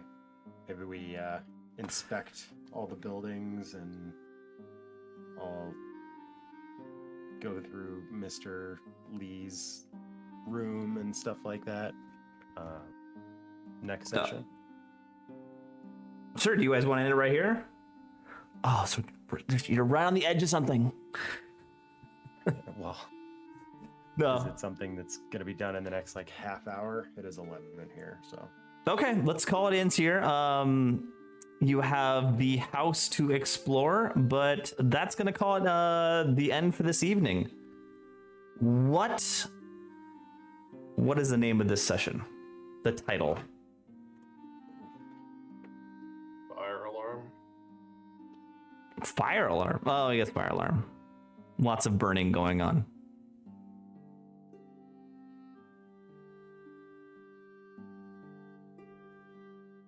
I'm not sure yet. There's a good one in there somewhere, and I don't know what it is yet. Okay. I'll think of something. Yeah, that's all we got. We'll be back Freedom next and week. Fireballs. What's Fireballs and freedom. what's the reference to the Emancipation Proclamation or something like that? No. I don't listen to hip hop.